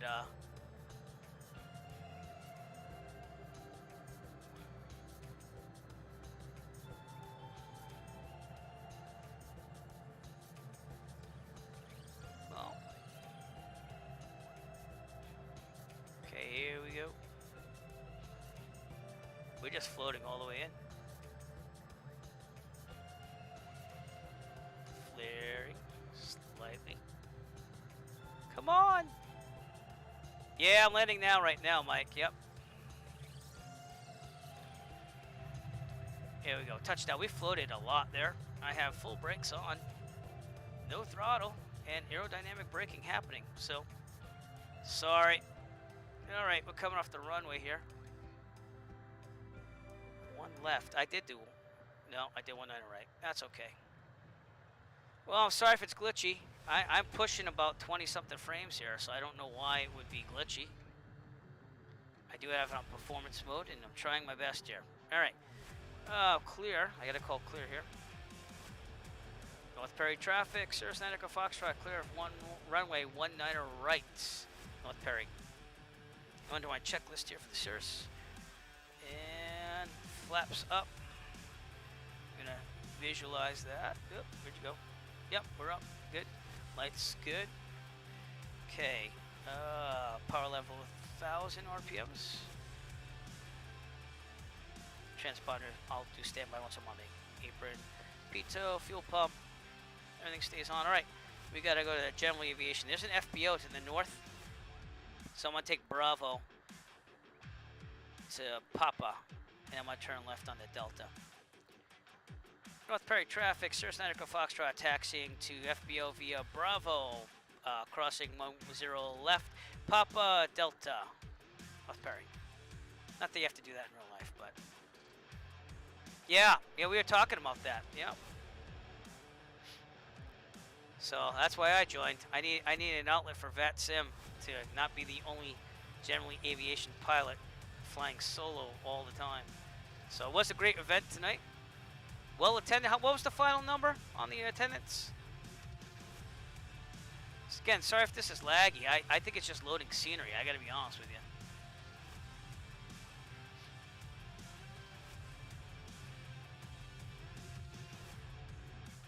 We've all done it. Alright. And typically, you want to look both ways before crossing a runway in real life, so we'll do the same here. I'm just going to say I'm good. North Perry traffic, Cirrus Echo Foxtrot crossing 10 left at Bravo on the ground, North Perry.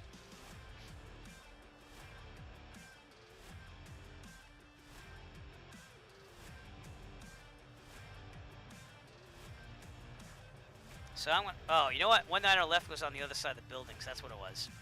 Crap, I've done that before too, so. Alright, going right across the runway. Again, sorry if it's glitchy. I'm trying my best here. Alright, we're going to turn Papa over here. Somewhere here.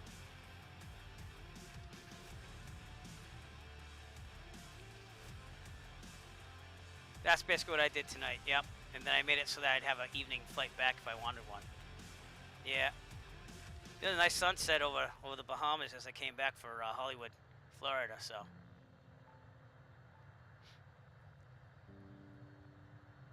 I also don't think the taxi lights are bright enough in the sim for default, so.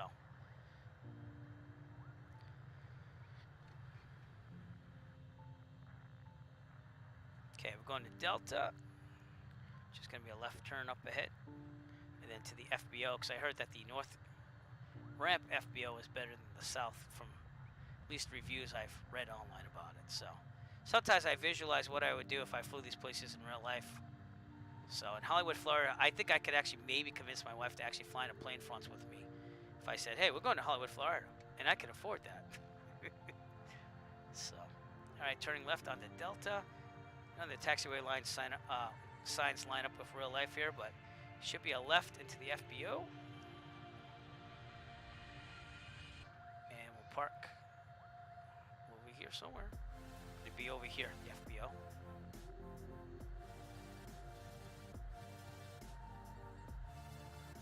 Again, I think they have to really work on maybe increasing the luminosity of the taxi line. See, I used the big word there, luminosity.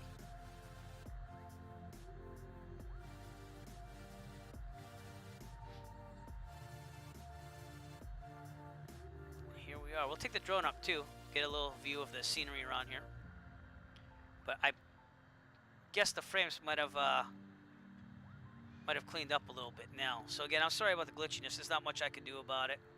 But we're gonna park here. So parking brake on just because I want to. In real life, I almost never use it because hydraulic.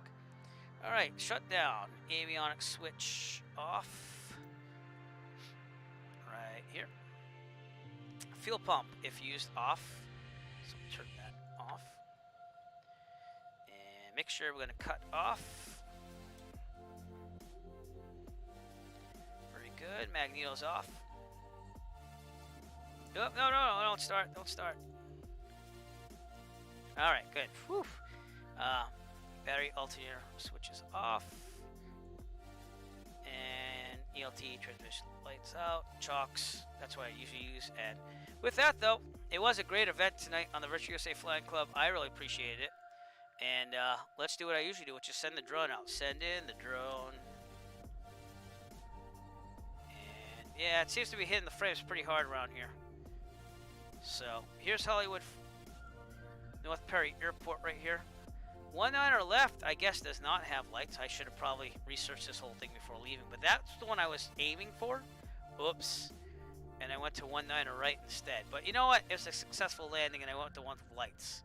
So it could be a bug. It might not be a bug. I'd have to check the chart supplement for that. But we got some scenery here. We're going towards Fort Lauderdale International right now, and out there, that green guitars, the Seminole Hard Rock Casino. Again, I'm sorry it's glitchy. I could see it too. It's that's weird. Try performance mode again. So I'm trying. There's gotta be something that's loading around here or something. Seminole Hard Rock Casino. True life story. My wife and I, we were returning from Hollywood, Florida, and before we went to the airport, we went and played some games at the casino to try to get some of our money back from the vacation, and we actually hit for like $600. True story. So it wasn't the whole trip, but it was a large part of it. Fort Lauderdale out there in the distance, international, and let's see if I can show you the beach where I like to go in real life when I visit this area. My wife said that we would move here again. Hey Aaron, what's going on, bud? I haven't seen you in forever. So right here, this goes all the way down to Miami, and I usually stay at the Hollywood Marriott, which I want to say is right about around this area right here. Or this could be Miami by now, no? Yeah. Alright, so maybe it's a little further up the coast, but it's a hotel right on the beach. You can basically walk out of the hotel. They have a nice pool there. Walk right across the boardwalk and be on the beach. It's a really nice area, and who knows? Maybe I'll retire here someday. And true story, I was watching all the Sopranos in order again. This is a show from the 90s for you youngins, the 90s and the early 2000s, The Sopranos. It's about the mafia, and they actually filmed one of the shows at the Hollywood Marriott, and I didn't really notice that until I watched the whole series again in my boredom when COVID first hit. And I was like, oh, cool. So I was where Tony Soprano was, and I stay there all the time when we go. But typically, there's a bridge. I think it's this one. Cross over, and the place where I stay is usually right around here. They have got a Jimmy Buffett and everything. They have like a wave pool and stuff. It's really cool. So, but this is the Hollywood Fort Lauderdale area, and an area I like very much in Florida to visit. So, and now I got the bug there where you send the drone out and it says I crashed or something, even though I was parked. So, I guess we're just gonna have to end it here. But I do appreciate everyone showing up tonight. I loved the event tonight. I liked flying out to the Bahamas. If you didn't see it, it'll be archived on the Eric Flight YouTube channel. And yeah, it was hopefully, you know, I definitely see me doing more of these, obviously. And if you want, join the Virtual USA Flying Club. If you're on Twitch, there's a link below. If you're on YouTube, there should be a link, I think, in the description. I think I left it there. So getting this, I got disconnected from VATSIM. That could have been it too. Maybe there's a thing with the server there. No, that's because I crashed the drone. But anyways, we're going to sign out here. And I just want to say thank you very much for tuning in. Remember to push that follow button. If you're on YouTube, push subscribe. Check out the Eric Flight Real-World videos for my flights. I have about 4 more flights to work on. I should be flying, hopefully, on the 15th next. I had to push things back a little bit. I had some family commitments to do, but I hope to be flying for real again, even in COVID times, with a full mask on and tons of hand sanitizer. And yeah, we'll see what we can do and get it up there on the Eric Flight channel. Remember, if you want to fly GA on VATSIM, no other place to go other than the, I'm going to try to point the right way, Virtual USA Flying Club, right there. It's a Discord server. Join us. Even if you don't know what you're doing on ATC, we'll teach you. There's nice people like me that will help you out and get you started on that. And yeah, so anyways, we will see you. Thanks for tuning in. Make sure to tune on the next one. December 26th, big event. I'll be flying for 18 to 22 hours at the Cannonball Run event. And I could really use some support and lots of coffee. So anyways, have a great night. And thanks for tuning in. We'll see ya.